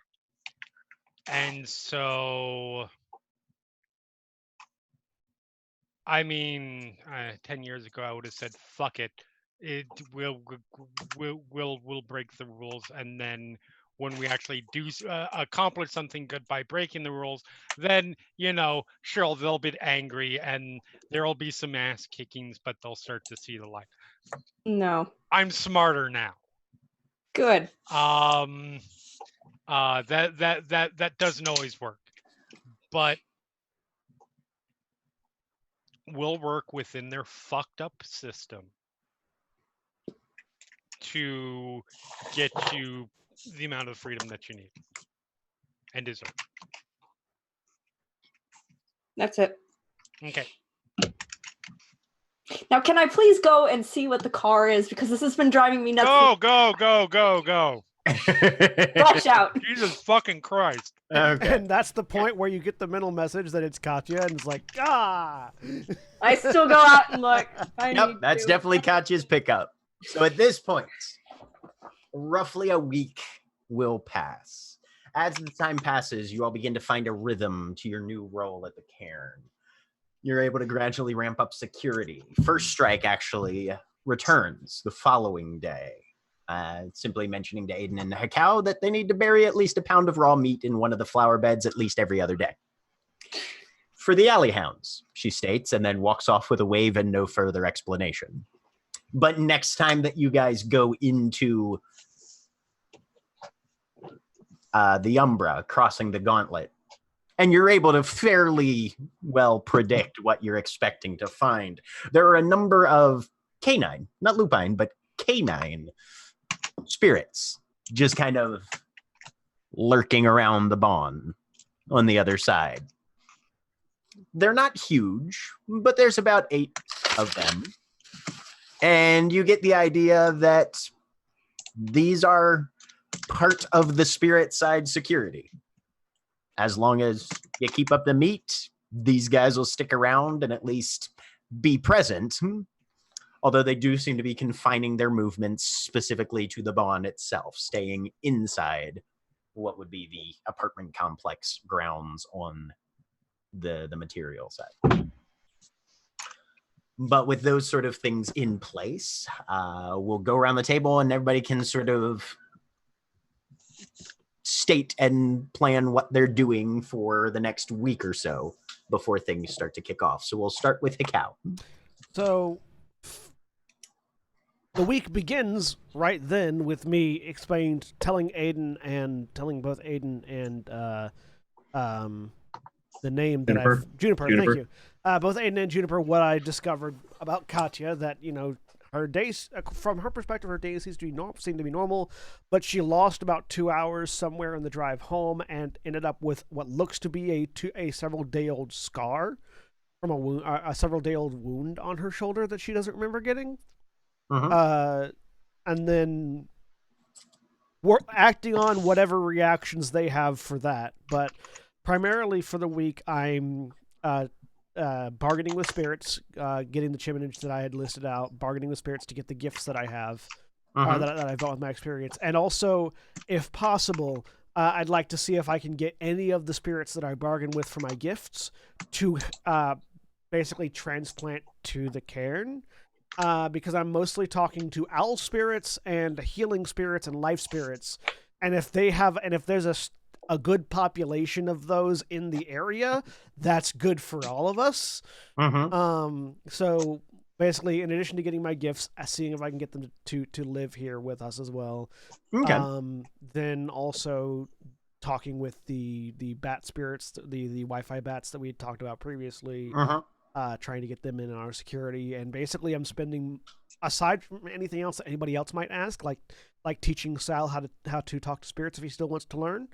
I'm mostly dealing with spirits and trying to get more of them living in our cairn, and so that we have a good density of spirit population. Okay. You're definitely able to do so. It's not that difficult given the sort of pressures of the greater spiritual ecosystem in Vegas. Having a spiritually active area that has a lot of resonance and more or less, from a mechanical perspective to an extent, gnosis pouring into it and being produced by it. You guys are a water hole in an otherwise fairly desiccated landscape. And so getting individual spirits to try and sort of take up residence here under your purview, not that hard. Do I get any do I regain any gnosis while doing all of this? We will get into that a little bit later. Okay. Ingvar. Caught me while I was trying to figure out what she was doing. I think there is a significant amount of, not only for herself, physical training, because that's sort of how she expends her downtime, is keeping herself physically at peak condition, but also a lot of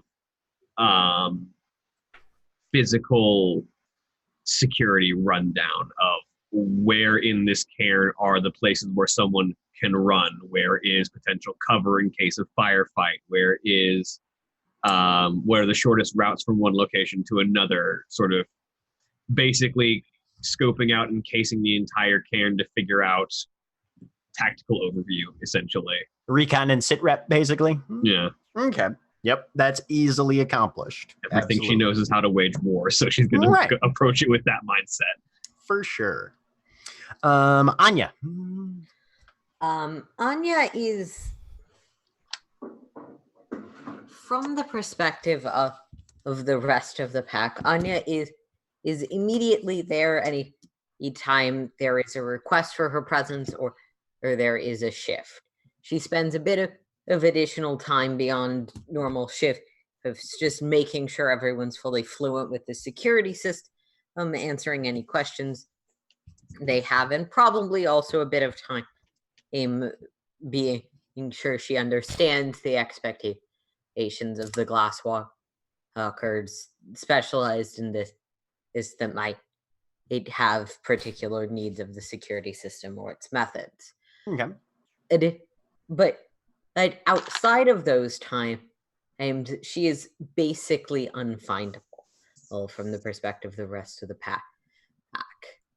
Internally, she throws herself into both her work and her craft project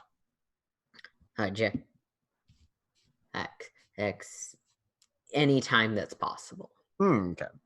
Are there any specific projects that she's attempting to complete in particular, or just kind of basic work? She has a sort of interlocking bench system that's theoretically modular pieces that can come together into any number of sizes and shapes of bench, and that she's trying to finish mapping out the larger pieces of.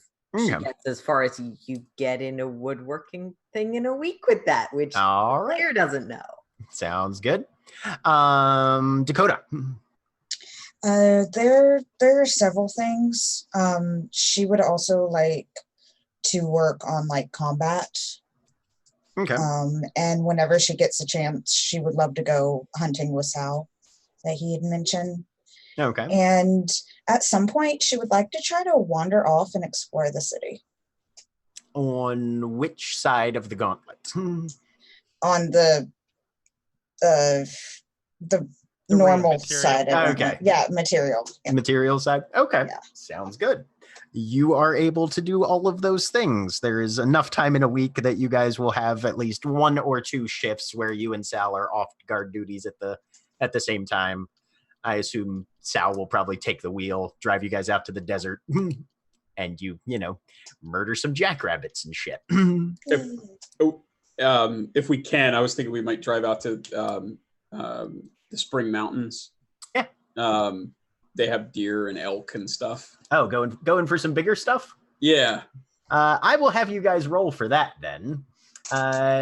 Each of you give me a... Just a pair of wolves hunting elk. Yeah. Wits and primal urge or survival, one of the two. Difficulty is 7.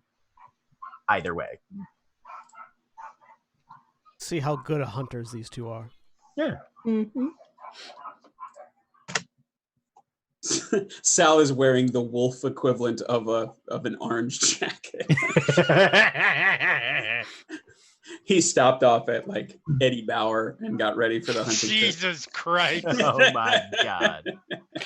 Oh, I love Sal. He's the worst. Hey, it's where you go when you're going in the wilderness. You said primal urge or survival? Yeah, wits and either primal urge or survival. All right. What difficulty? 7. 2 successes for me. 2 successes for Dakota. Presumably in lupus form. Oh, I don't think it changes any of our stuff.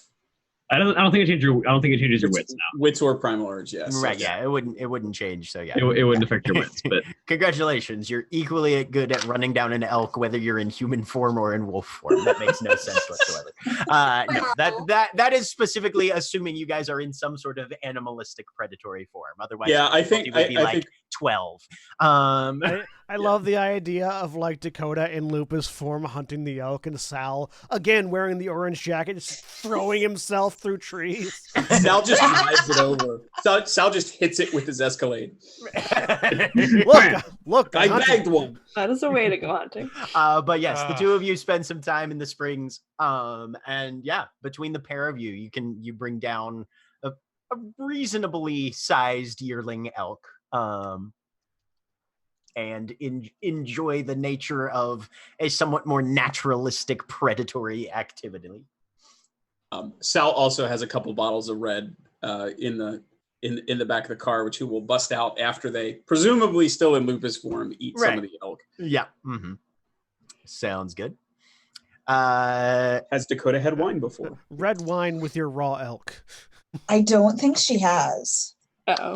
Interesting. Go ahead and give me just a stamina roll, difficulty 5. Cut to Aiden.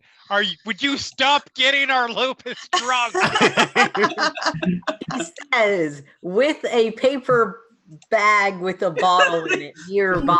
You guys gotta stop getting drunk? Hekau leans over, so I shouldn't have asked the spirits of inebriation to stay. 0 success. It's an experience, Dakota. This is new. Dakota might be as much of a lightweight as Holly is. Probably. Dakota turns into Baymax during the "we jumped out a window" phase. Yeah, Dakota can't walk straight right now. Or Dakota think straight. having recently watched Jaws for the first time, and both of them drinking out in the desert, Sal will try to get a rousing chorus of "Show Me the Way to Go Home" going. Anything else for either Dakota or Sal then during the week? I jumped into the middle of Dakota's. Yeah, you kind of did. That's why I'm sort of lumping you guys together. Holly, do you have other stuff for Dakota? No, that was everything for her. I would very much like to learn spirit speech from Hekau. Okay. Doable. Yep, there's time for that. You can mark that if you've already spent the XP or spend it now, and you can put that onto your character sheet. Okay, I will do so. And I think the other major bit of business would be texting Hekau probably the next, well, not morning, but probably next afternoon. We'll text whoever is not actively on guard duty. And say, anyone need a supply run, meet me by the back entrance in half an hour. Also, I like to think that I teach you spirit speech by summoning an owl spirit to just gouge your eyes out. And trust the process. It works.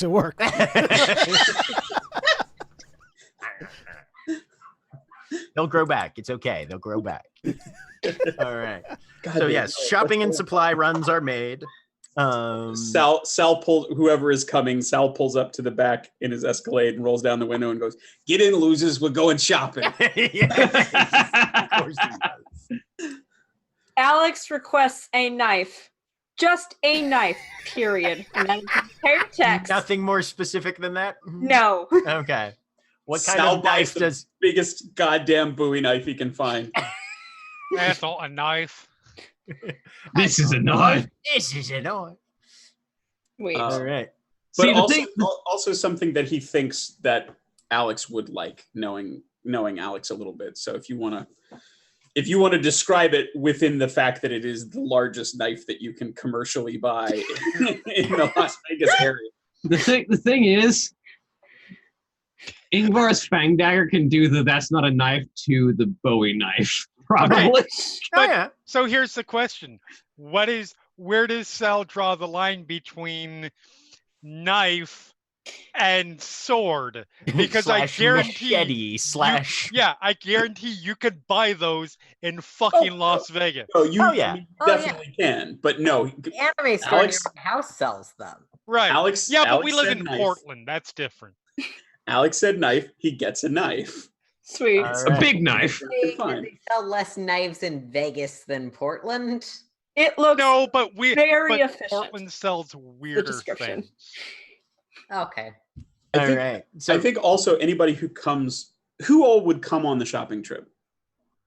Not me. Dakota would definitely come. Okay. really, Alex wouldn't go? Yeah, no. Ingvar would go if she wasn't on shift at the time, but she was Ingvar would go if she wasn't on shift at the time, but all things considered, she would probably be on shift. Yeah, that's the thing. It would be a maximum of 3 people. Right. Yeah. I mean, if Ingvar expressed an interest in going shopping, Anya would offer to pick up an additional shift. She wouldn't care that much. Yep. Either way. Okay, so it would be Dakota, Sal, and Hakao. Yeah. Okay. Then it would be if they're up for it, the trip would include a stop at maybe Carson Kitchen or like a nice place to eat in Nice Vegas. sit-down restaurant. Yeah. Yeah. Okay. Yeah, for lunch after the shopping trip. Sounds good. And Sal will also ask if Dakota wants to get new clothes. That's why she wanted to go. And we'll also try very hard and probably fail to get Hakao a new coat. Yeah, no, Hakao does not want a new coat. Dakota will like pick out a brightly colored one and like edge it towards him. Like a bright purple coat. Like 11 There's just no response. in season 3 of Stranger Things. Yeah. Sal breaks into a big grin. He's like, "Come on, Joseph, we got your Technicolor dream coat right here." And then when Hakao turns it away, he shrugs. I do not love my colored coat, my multicolored coat. You just dropped that line on the theater, nerd.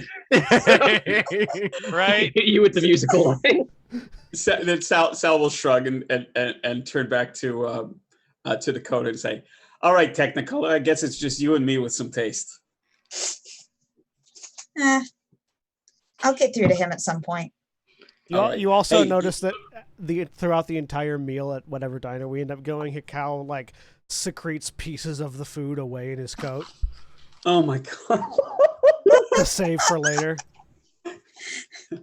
All right. And Alex. Alex is going to continue to like talk around and like listen in on the gossip and kind of just hang around the house because that's what she can do, and get a measure of how things are going around there, especially with like the kinfolk, because a lot of changes are happening. Probably trying to check in on Vinny, see Right. what the arsenal is. Just get a lay of the land there. Make sure I continued that up. Yep. Yep. Nope. Video will have you in for a beer and show you as many guns as you want to see. Yep. Are there still exactly as many? Yeah. No, he's still got the full collection. Did Juniper okay your brilliant scheme? Not yet, but keep working the old battle axe, and eventually she'll come around and see my Second Amendment reasoning. Yep. I will drink and go silent. Okay. I avoid talking to the rest of the group, probably a lot, but I do go and talk to Hakao. Can you talk to spirits a lot? Yes.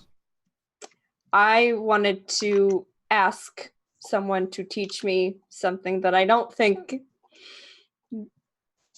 I can get the other one that taught me to do. I want to know how to get out of things. Like if someone grabs me. Get out of specifically. I, the player, am trying to figure out what you're asking. Yes. She's asked, like mechanically, she's asking to get which one is it? Shed, I believe. Shed. I can While I don't have that ability myself, I could certainly find a spirit that'd be able to teach you. Can you show me how to do that? Jack, this is a question for me, the player. Mm-hmm. How appropriate is it to teach non-theurges rights? That is sketchy a bit. No, anybody can learn rights. She's not asking you to teach her like a right. It's more like how do I communicate with spirits, because she's not good at it. We're looking for lessons on spirit etiquette. And okay. that kind of thing. Yeah. Absolutely. A little more abstract. Absolutely. Hikal will teach Alex spirit etiquette. He will not teach her the rite of summoning because everyone is different about how strictly they control their rights. Mm-hmm. That's why he talked to First Strike in Spirit Speech, because he's not sure yet how the Los Angeles Guru how strictly they controlled knowledge of their rights. Mm-hmm. Yep. So yeah. Find a lizard. Please teach me shed. So yeah, I will summon a lizard for Alex and teach Alex the proper etiquette sort of forms of dealing with spirits. Yep, absolutely. So you get some basic instruction on interacting with your sibling adjacent living beings across the gauntlet, and manage to learn that gift. Awesome. And yeah, that's pretty much it. Okay, Aiden. Yep. So, Aiden's got plans. I'm just gonna read off what I wrote. Okay. Because that pretty much comprises it, and nothing's changed. So he's setting up a guardian rotation of 4 on duty, 3 off. Mm-hmm. Regular patrol shifts alternating so that everybody is working with everyone. However, there are some semi-fairly regular pairings. He's pairing himself with Alex, Hikau and Dakota, Anya and Ingvar. There will be variation in that. It won't be them work like, I'm always paired up with Alex. But a good majority of the time those are, and then cells mixed in as appropriate. He sets up a lot of training time in what I described as X-Men style danger room exercises. Look, I've been reading a lot of comics lately. Right.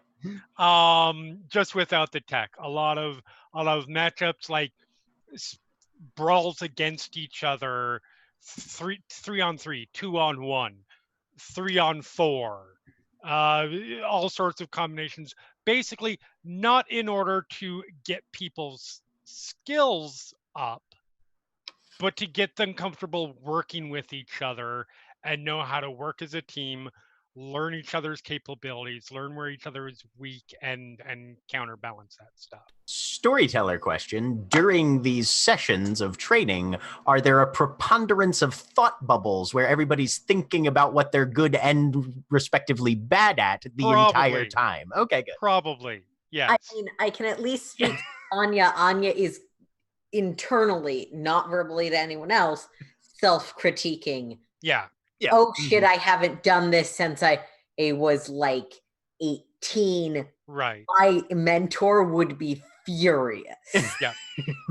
Lots of there are a lot of X-Men style things, except for at no point does Aiden pull the Professor X thing and say, "Hey, I have romantic thoughts towards my inappropriately young female student." Well, that's good at least. Professor X, Jean Grey, look it up. It's horrifying. How many times does everyone beat up Hikau before you stop putting him in to the physical aspects of training? He's put in constantly, whether he gets regardless. He is completely useless every time. Sal will actively try to make Hikau stumble into people so he knocks them over. The point is that everybody learns what Hikau can do and where to complement Hikau on what small minor insignificant strengths he has in combat and cover his back. Yep. At some point, though, someone does get lit on fire when I eventually show Sal how to use the sun's breath. He is surprisingly, well, perhaps not surprisingly, considering debriefings, but he is pretty unforgiving in terms of it. Like, it's not like Marine drill instructor level, but there is a fair amount of, yep, you're beat up, get back in there. And very upfront, honest, brutally honest critiquing when things are good, things are bad, etc. Is he using his fighting style? Like Yes. his bow staff fighting style? He is using he's using that, and he's using other things too when he's involved. Hey, boss, where'd you learn Krav Maga there? It's called Iskaku. It is a God damn it, I can't. It is a unicorn family secret. That's definitely something you just fucking said. Yep, it sure is. Get back in there. All right, Twilight Sparkle, let's go. So as Ingvar is hoisting Alex and Dakota around. No. At that point, it becomes a Sal Aiden one-on-one sparring session. Yes, absolutely does. I feel like the majority of the 2-on-1s probably have Ingvar as the one. It's probably either Ingvar or Aiden most of the time. You mean the people with combat points? People with combat experience, exactly. He will also at some point, actually before the training session starts, he will go locate Anya and offer Anya the spot of beta, explaining very specifically, you're not afraid of telling me when I'm incompetent, and I appreciate that. Anya will accept, and probably that night and subsequently on a semi-regular basis, there will be a feedback email sent specifically. It never contains explicit, you should do this instead. Though occasionally there are like adjustment recommendations. This shift schedule seems to be being repeated too regularly. We might want this person to be able to rest more frequently. Right. Like, I was hoping it was just going to be not what to do, just this is what you're doing wrong without any explanation. No, there is notably no, this is what you must do, and no, this is wrong. Right. This seems to be a side effect of this. I wonder if that's intended or the best possible result. Yep. Certainly. No, for sure. But also, it reeks of someone who has more years of experience of HR management than of Guru culture. Yep, fair. And then outside of that, like making sure everybody making sure everybody knows what they're doing in terms of guardian shifts. And yet still making sure people have plenty of their own decompressing time to deal with their outside things, that sort of thing. And then on his own, during his own decompressing time, he is basically splitting it between his work for the work he does for the crisis line, drinking in casino bars, right, and going out on his own patrols in the really bad parts of the city, where the things that he used to do before he got roped into this group of nutbags. Right. Making sure that people just not going after, like, I'm going to go find where the spirals are and I'm going to fight, but like normal human everyday monstrousness. Right. No, normal neighborhood watch vigilantism. Not nothing too. Yeah. And then when he does sleep, it's going to be basically happening at his own apartment off campus. And and he'll get maybe a couple to a few hours, and then go back out and do whatever he's supposed to do. Okay. Which brings us to the afternoon of August 16th. It is precisely 5 p.m., which I'm going to say is one of your guys' shift change times, that several of your phones go off with a text. Anya, Hekau, and Aiden's specifically. Comes from an unknown caller, unrecognized, unidentified number. Okay. And That's it's a text message as displayed in roll 20. 4 exclamation points. Iraq, spider emoji, LOC : Gates. 4 more exclamation points. Bird emoji. Well, that seems disturbing yet clear. Over the Yep, I suppose that is our friends. probably. And I call everybody on totem phone. Yep. As the week has transpired, you guys have also noticed the evolution of the Umbra side of the cairn slowly beginning to resemble more and more the actual structures and appearance on the physical side. Those rocks that are in the place of the various buildings still are more or less solid all the way through, but they're taking on a much more building appearance.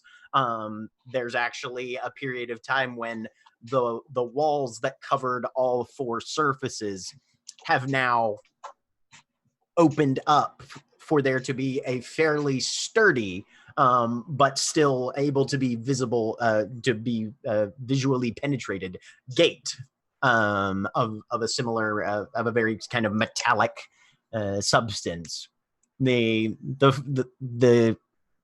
geometric plants are still in evidence, but the long grass has sort of calmed a bit, and there are actually some rough paths of gravel and dirt that are sort of opening up where the parking lots and sidewalks are a little bit.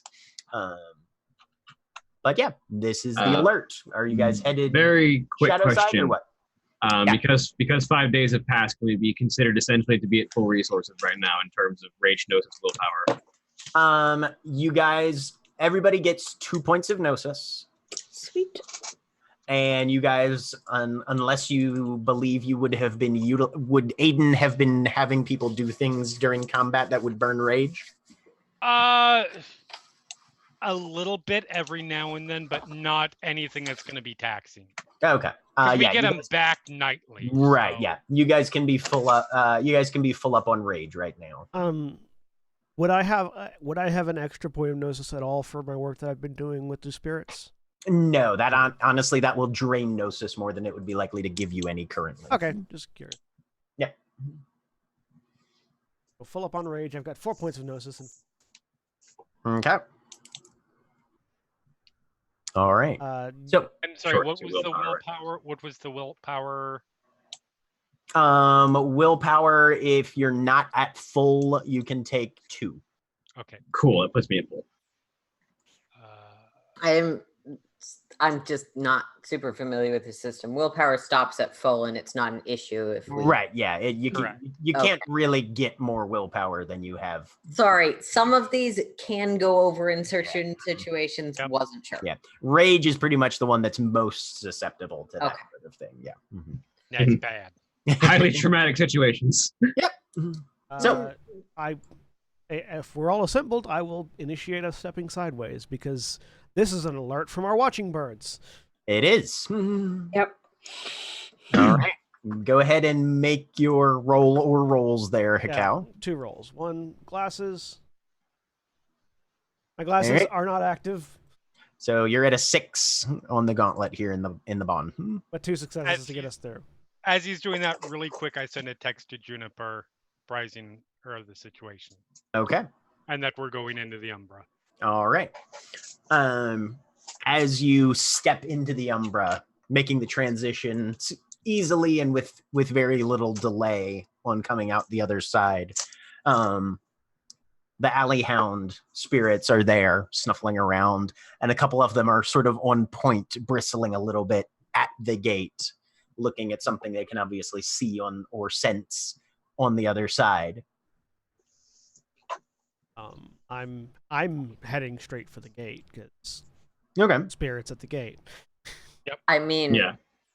I'm looking to our alpha if we have specific instructions or formation, but With the two going to investigate, I'm like, hold on, let's see what they find first. Okay. So those that are stepping up to the gate, there is a massive spider spirit crouched low to the ground, about 30 yards from the gates of the barn, hunkered low, legs folded in close to the body, just inside that still expanding web barrier that's very, very slowly encircling the Umbra side of the halfway house. Who walked up with me? Ingvar. Ingvar. Ingvar and Hekau, I think, are the first ones. Look over at Ingvar and just say, and keep the gate closed behind me. And I'm Real going to. quick, Ingvar's going to. Yeah, go ahead. I'm going to step through the gate and close it behind me Okay. and approach the spider. All right. So, probably even over the course of the training, for the first time, anyone other than Aiden actually sees Ingvar shift to Krynos. And over the mental link to the pack, there's a large. Does it look like it's the same kind of spider as the spinners that have been making the web? Oh, hell no. Okay, it's a distinctly different kind of spider. Absolutely, both in orientation, features, and most notably scale. Yeah, there's a spider spirit outside the gate over the mental link. I'm going to see what it wants. It doesn't look like the fractal spiders that have been spinning the web. Okay, really quick, out of character, because I feel like this is something that probably would have been passed along in training between guardianship. I'm pretty sure this is the case. Hekau has sense worm, correct? I do not have sense worm, no. Alex does. Alex is the one that did. I know that two Dakota people have does. sense worm. Yeah. Yeah. Mhm. Yeah. Hold Alex. up for just a second. I'm sending someone to just get a quick swiff. Fair. And I will look at Alex. All right. Go check So it out. go. Yeah. Yeah. Sense worm. All right. So perception plus occult once I get up there. Well, yes, basically. Okay. What is the difficulty? Be difficulty 6. Okay. Perception. Hang on. Do.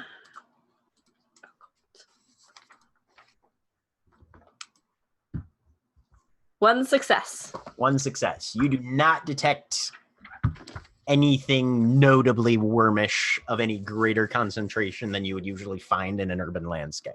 Okay. Seems normal. Okay. How close are you guys getting to this spider spirit? So I'm the only one outside the gate. No, Alex is as well. Alex stepped out the gate. Alex would have had to come outside the gate. Okay. I'll just sort of hold a I'm in hand out. Krynos. Yeah, I'll just sort of hold a hand out. I should be fine. But if it tries to eat me, please come in swinging. Got it. And And Ingvar is at the gate waiting to see if that happens as well. Yeah. Ingvar's our don't let it in the cairn person. Mm-hmm. I'm gonna get when dealing with spider spirits. How close do you get before you start talking? Give me intelligence and occult difficulty 8. Because I imagine there's a moderate safe distance that you can assume from looking at the spider. An analytical specialization? No, not in this case. This is a knowledge roll, not a reasoning roll. 8, you said? 8, yes. You do not have a ton of experience with spiders. Oh. But I have 2 successes. But you have 2 successes. if you're trying to keep a safe distance, obviously you have no idea what this thing's capabilities are, Yeah. but you'd say probably a good 20 feet minimum. Yeah. As you draw closer, even with only one eye, you can see this thing is about 30 feet long, probably about 15 feet across, at least that tall. And that's just its body. And the legs are hunched in close. They would probably be almost 40 feet across when this thing fully begins to get up and start moving around. This is a massive fucking spider. So, in spirit speech, Hi, Sheila. Yeah. welcome to our cairn, visitor. What brings you to our gates? What was previously kind of a dullish gray, almost matte surface kind of winks open as eyeball after eyeball on this thing illuminate Now it's awake. in a slightly palish green hue. There's no visible mouth, just the pincers kind of clack once, twice, and then an actual voice emanates from this thing. Query placement. You stand for the hidden spirit within. Designate M13 Exile. Am I able to parse what that means? You can give me an intelligence and enigmas. I'm good at that. May I as well, since I'm All there. right, did you walk with, or did you stay back like you were told? I stayed back. Okay, yeah, you're not close enough I'm to too really far away. Okay, much cool. of this. What would the difficulty be? Difficulty 7. Analytical apply? Yeah.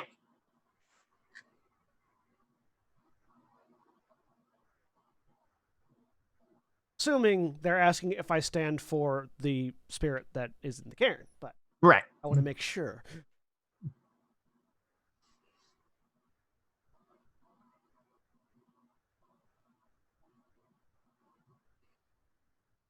Few successes. Seems to be. Yes, I am Hakao, and I stand for what's the name of our spirit again? M13 Exile. No. Our that we know. Oh. What was it, Jack? Dustbringer? No. Menegwo. Menegwo, Thank yeah. you. Oh, That that one. that was the answer I was trying to get. Yeah. Yes, I stand for Menegwo. Also, we lost somebody. Who'd we lose? We lost Holly. Oh. Response analysis processing. Collating. Confirm. Completed. Communication subroutines approved. Transaction proposal from Stacks incoming. Stand by. I stand by.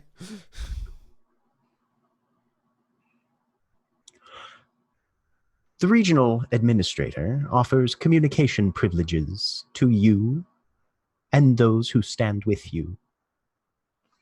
If they would attend.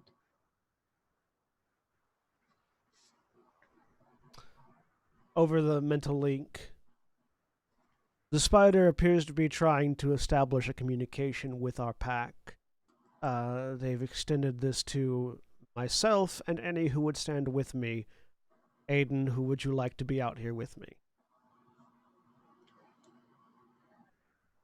Let's all go.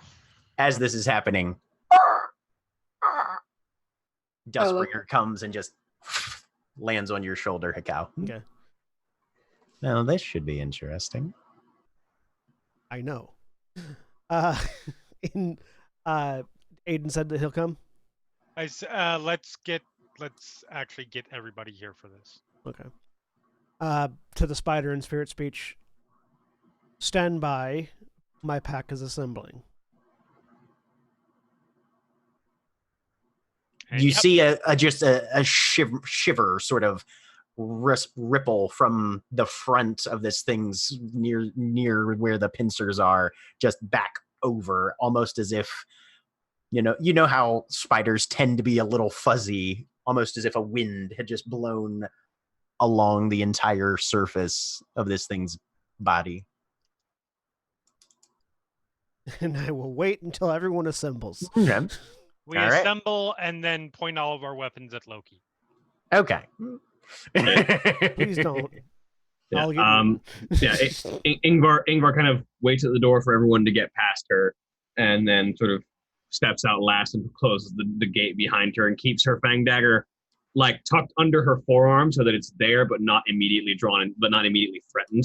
Okay. Once everyone's assembled, I'll Yep. turn back.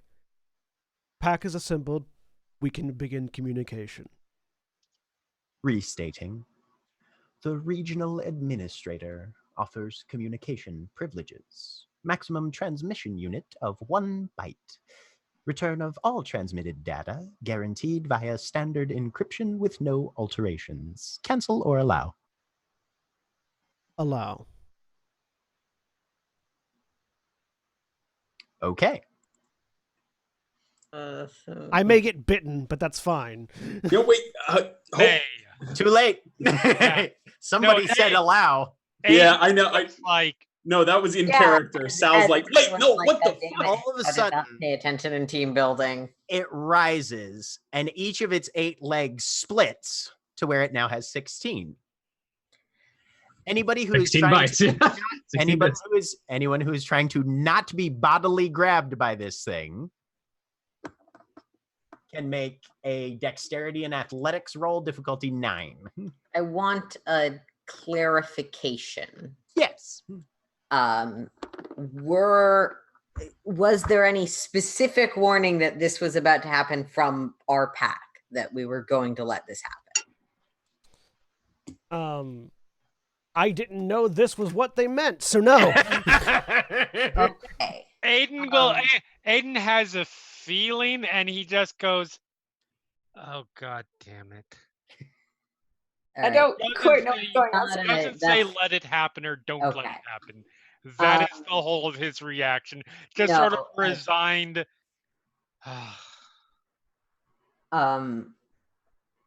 Okay, I'm a little unclear on this, Jack. Would Lambent Flame be relevant in this case? Because it's like, seems to be directly for this kind of situation.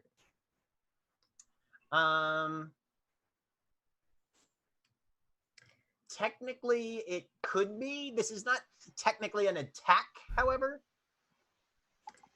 Yeah, I understand this is not mechanically an attack roll. I'm asking if it's applicable because, you know. Right. No.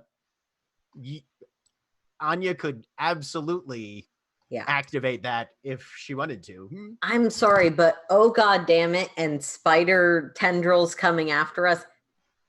Anya is not reading this situation the same way Hekau is. No, it's absolutely fine. No, I think that's fair. Hekau was expecting words. Into golden light and tries to dodge, or silver light, technically. Yep, silver light and tries to I dodge. could understand that conversation, and he wasn't reading it the same way. Yeah, that's also part of it. Is I don't know what's being said. Sal also, well, and Sal in English is just like, wait, no, what the fuck? In All right, response so to whatever anybody Hekau said. Anybody who's trying to dodge can roll dexterity and athletics, difficulty 9. I wish that I had a dexterity specialist. Can I, Does Lambent Flame apply any modifiers? Is an automatic willpower for success an option? Willpower for an automatic success is not an option in this case because you are taken more or less completely by surprise. That's fine. Lambent Flame, unfortunately, will not affect this particular spirit. Okay. Jack, can I make a roll to judge how aggressive? Yeah, Hekau's not going to try to dodge because he knows he can't. He's going to try to analyze and see if he's about to die or be taken somewhere. Wits and empathy, then. Yeah, I'd like that one. Wits and empathy, difficulty 8. You're dealing with a fairly alien mind. Yeah, Ingvar can tell that people forgot that she mentioned a while back that this is still not a friend. Yeah, yeah. The Weaver is not a friend. No, Hekau hasn't forgotten that. Hekau just has different priorities than everyone else. One success. The difficulty 8, 9. 9. 9 for the dodge, 8 if you're trying to determine this thing's intentions. I'm going to spend a willpower on the spider judging. Yeah. Does my cool-headed specialty apply for wits? Sure. Do I get any kind of bonus? I don't think stat wise I would, but just asking, do I get any kind of bonus being a glasswalker and dealing more with Weaver spirits? Okay. Nope. And I'm spending a willpower for a success. Hey guys, we're doing the initiation ritual of all Glasswalker or centered packs. We're learning that not all of the Weaver's people are our people. So 3 successes on. Okay. 2 successes to figure out the spider. Yeah, Okay. same for me. So those of you that are judging its Oh, no. motives, this does not appear to be an overtly aggressive thing. This Mhm. appears to be, I was given a task, I was given my code phrase, now I'm doing my job. Here we Okay. go. So Okay. All right. Yeah. when I figure that out through the mental link, understand that people will already be doing the things that they're Right, planning yeah. on doing. Through the mental link, I will just sort of broadcast non-hostile, it's taking us somewhere. Weaver spirits always all hands. Sal doesn't try to dodge. Okay. I So mean, did Ingvar tried and didn't succeed. Right. Did anybody try to dodge and succeed? I got a 10, and that's a 1 success. So yeah. Okay. All right. Yep. So yeah, that leg comes for you and you manage, you burst into light and manage to get slightly out of its way. And it misses you. Anya, I just let it grab you. Sorry. No, you're Well, fine. actually, it's happy with what it has, and it starts walking away on its 8 legs about 10 feet. Hakao, you're kind of closest to the front. I'm watching everything and taking Right. it in. And I'm gonna say probably Alex as well. By the way, William, do you want to check with Holly and see what's happening with the internet? Oh yeah, I should probably text her real quick. Yeah. You two can make me perception and texted me. alertness. Perception alertness rolls, difficulty 6, Okay. since you have a front row seat to what's about to she's- happen next. Her computer shut down. She's trying to get it turned back on. Oh, yeah. Perception alertness, you said? Yeah, perception alertness difficulty 6. It is visual, so 2 you'll be at successes. 2 successes. Yeah, Ingvar's on the. If you told that to Ingvar, she's of the opinion. Well, yes, it could be doing its job in killing us. Just let it go. We're Botch. fine. I ain't seen shit. Okay. So Hakao, you can't see what's happening, but Alex, you see one of those legs reach out towards one of those clusters of fractal webbing, and I think- right as it connects, Yep. everything winks out. Uh-huh. We're going through the internet.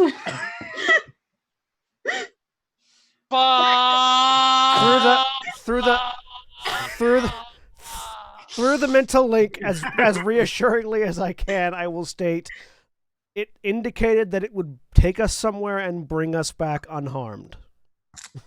Did it though? Yes. So Anya, Anya, you yeah. dodge out of the way, and this thing turns, starts walking away, and then it and the entire rest of your pack, including Dustspringer, who also got grabbed, just kind of and are gone.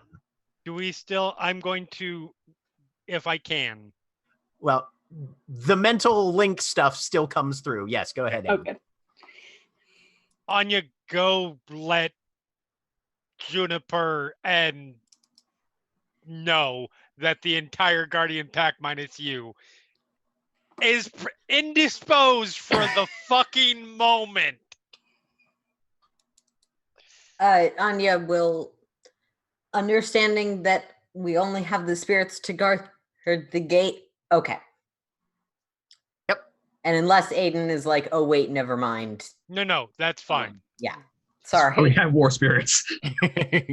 Yeah, but they're Or- we don't know. Yeah. We theoretically have fire spirits, war spirits, canine spirits, and potentially, if I was able to, a couple pain spirits as well. No, the canine spirits are probably war spirits. They are the dogs of war. Yeah. Yeah. Okay. Yeah. So I know that I'm probably not going to be in the most of this because it's over there. I'm running Okay. through the gate would make it easier to get across the gauntlet, correct? Yes. Mhm. Which makes Through me the wonder gate. what happened. Hopefully across the gauntlet. I'm doing the thing that I was told to. Right. Sounds good. which makes me wonder what happens if Ingvar ever, like, in the middle of a fight, just while the dog spirits are around, just shouts havoc. Find out. So, the rest of you, after about 30 seconds of a very jarring transition wherein everything seems to be pulling at most of you, inertia doesn't seem to be working the same way it's usually prone to. And then ultimately you reappear and manifest in a well-lit chamber. It's probably a total of 80 to 100 feet across. Seems almost perfectly spherical in its construction, except for the flat surface upon which you're standing. Everything is steel and brushed chrome and metallic and fiber optic, and there are cables and wires and fibers weaving in a number of different areas and orientations into a tangled knot that produces at its base a heavily mechanized figure. It looks to an extent what you would get if you would cross a lobster and a centipede. Mm. Okay. Duh. Do I recognize the Weaver? But with a cable-like flexible neck that emerges from the anterior end, probably a good 5 to 7 feet long, like a Dr. Octopus arm almost. And at the end of it is a strangely human face, seemingly made out of some sort of either polymer or ceramic, very android-like almost in its appearance, that turns to look at you. The head itself is about 3 to 4 feet tall. It's just a very, very huge-looking human effigy.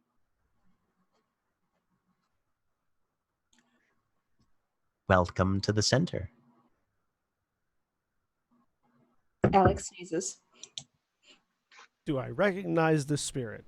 You've never seen anything Can like I this. make an educated guess? Your educated guess is going to get you, well, this is Weaver as fuck. Yeah, okay. But that is it. That is absolutely the most you would possibly be able to know about this thing. Did it speak in English or spirit speech? English. The center of what? Their domain, I'd assume. Listen. The assigned territory. The city. The security. This is where peace and order flow from.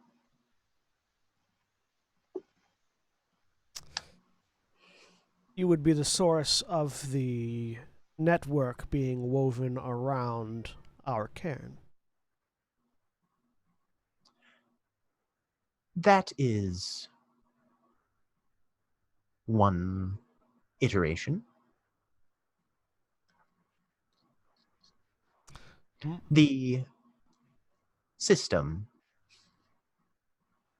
operates on reflexive subroutines consistently.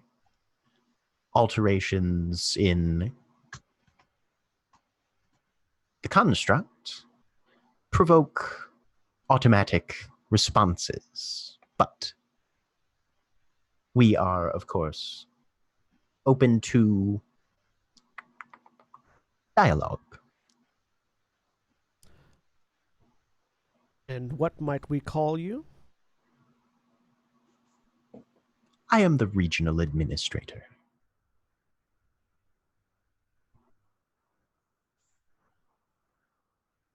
We've noticed a disturbance in this region. I'm guessing you have too. Something pulling power?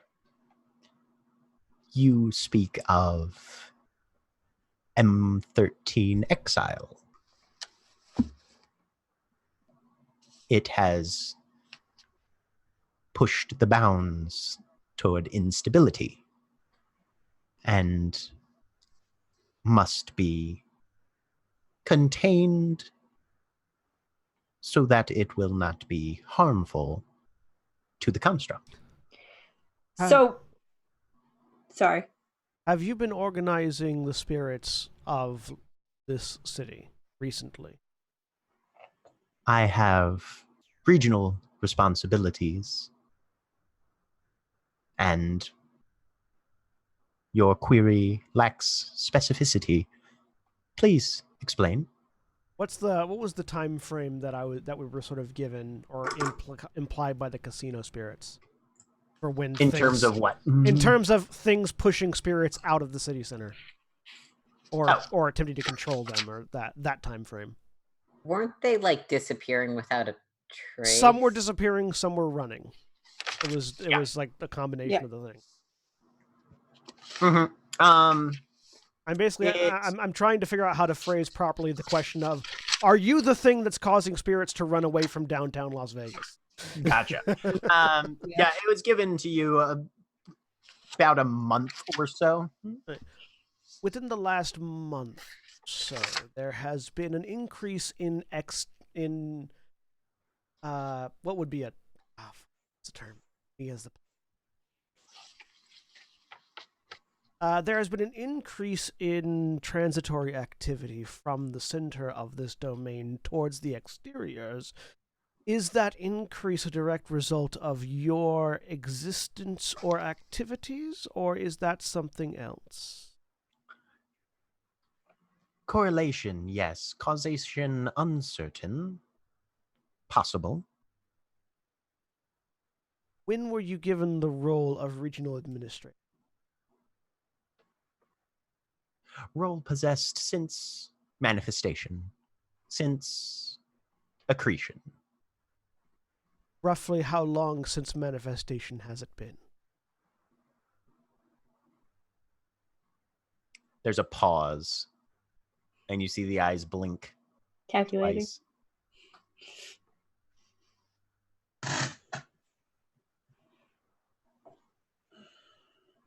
$1,300 years. So this is not the thing that's driving things out of the city center. So with that information, Jack, am I able to piece together how this entity is related to the structure of cairns in Las Vegas? Because it's previously been established that they're sort of a very particular order of cairns or structure of the Garou Nation in Las Vegas.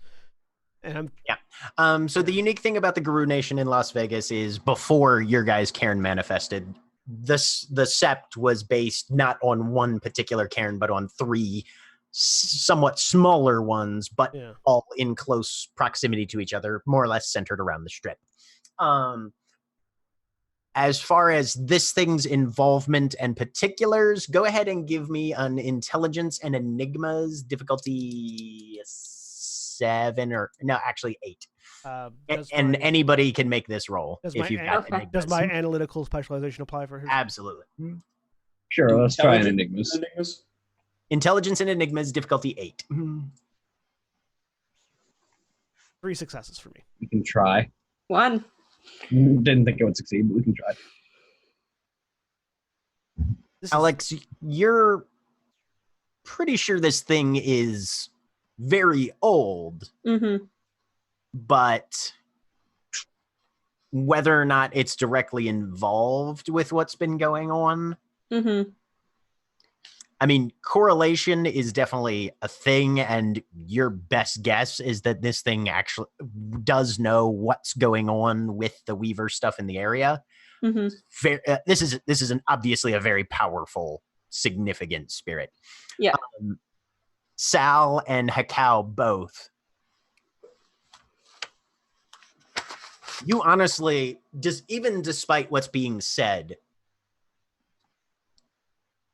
focusing on the wrong details here could lead you to erroneous assumptions. And Hakao, you find yourself second guessing your initial knee-jerk reaction of, oh, this thing's 13 some millennia old or centuries old. It's not involved. Suddenly you're wondering, okay, this thing's very old. Maybe something has recently changed that's altered its behavior. Or honestly, if the Weaver is running amok, this thing is either the cause or very close to it. Okay. And Sal, you're definitely operating on these same assumptions as well. Okay. But not like I'm not connecting it to the, this is something odd underlying that perhaps has been, is not directly connected to the oddity of the Las Vegas, of the Mojave, like, not green sept. Right, not per se, yeah. Unless its presence here has had a calcifying effect that hasn't allowed cairns to increase and grow at the normal rate that they otherwise normally would. But it's right. It's standing antithesis to the cairn conjunction with. Right. Yeah, especially based on the stories that you've heard about what's been happening in Vegas. This thing is definitely a pretty significant cog, if not the main one in that machine. What was the name that it used to refer to? It calls itself the regional administrator. And how did it refer to Menegwo? M13 Exile. 13 Exile. Query. Why the designation M13 Exile for the spirit in question?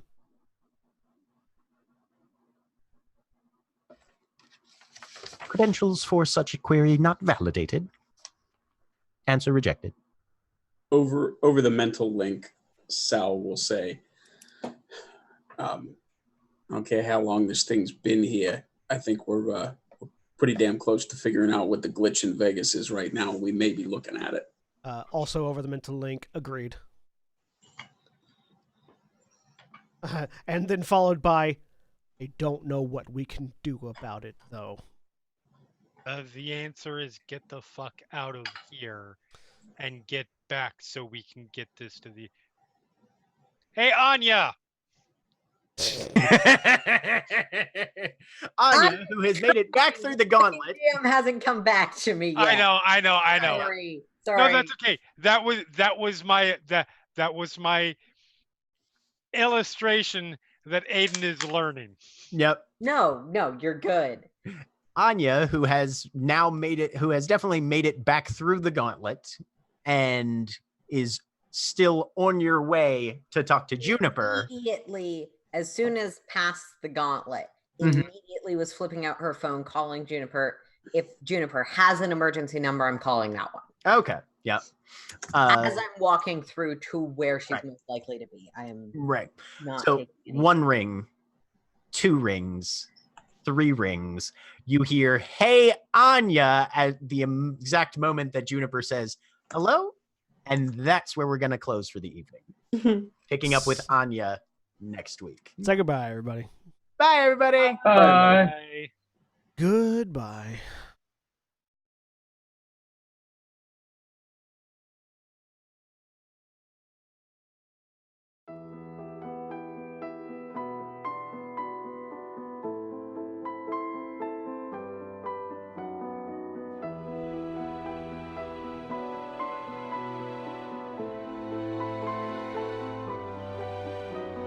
Voices joined will never tire.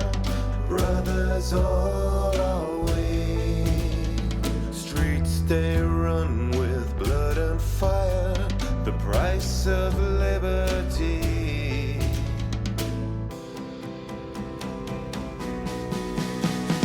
My revolution carries me in a moment lost in time. My revolution sets me free. I will flow across the line.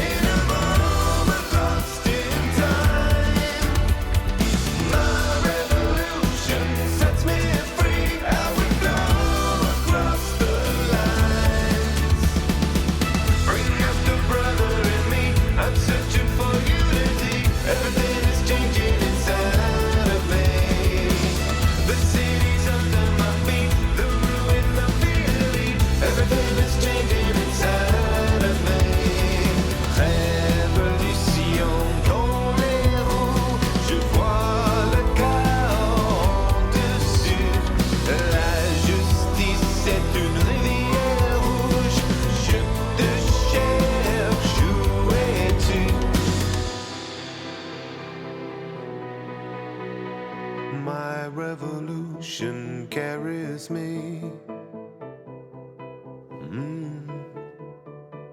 My revolution sets me free.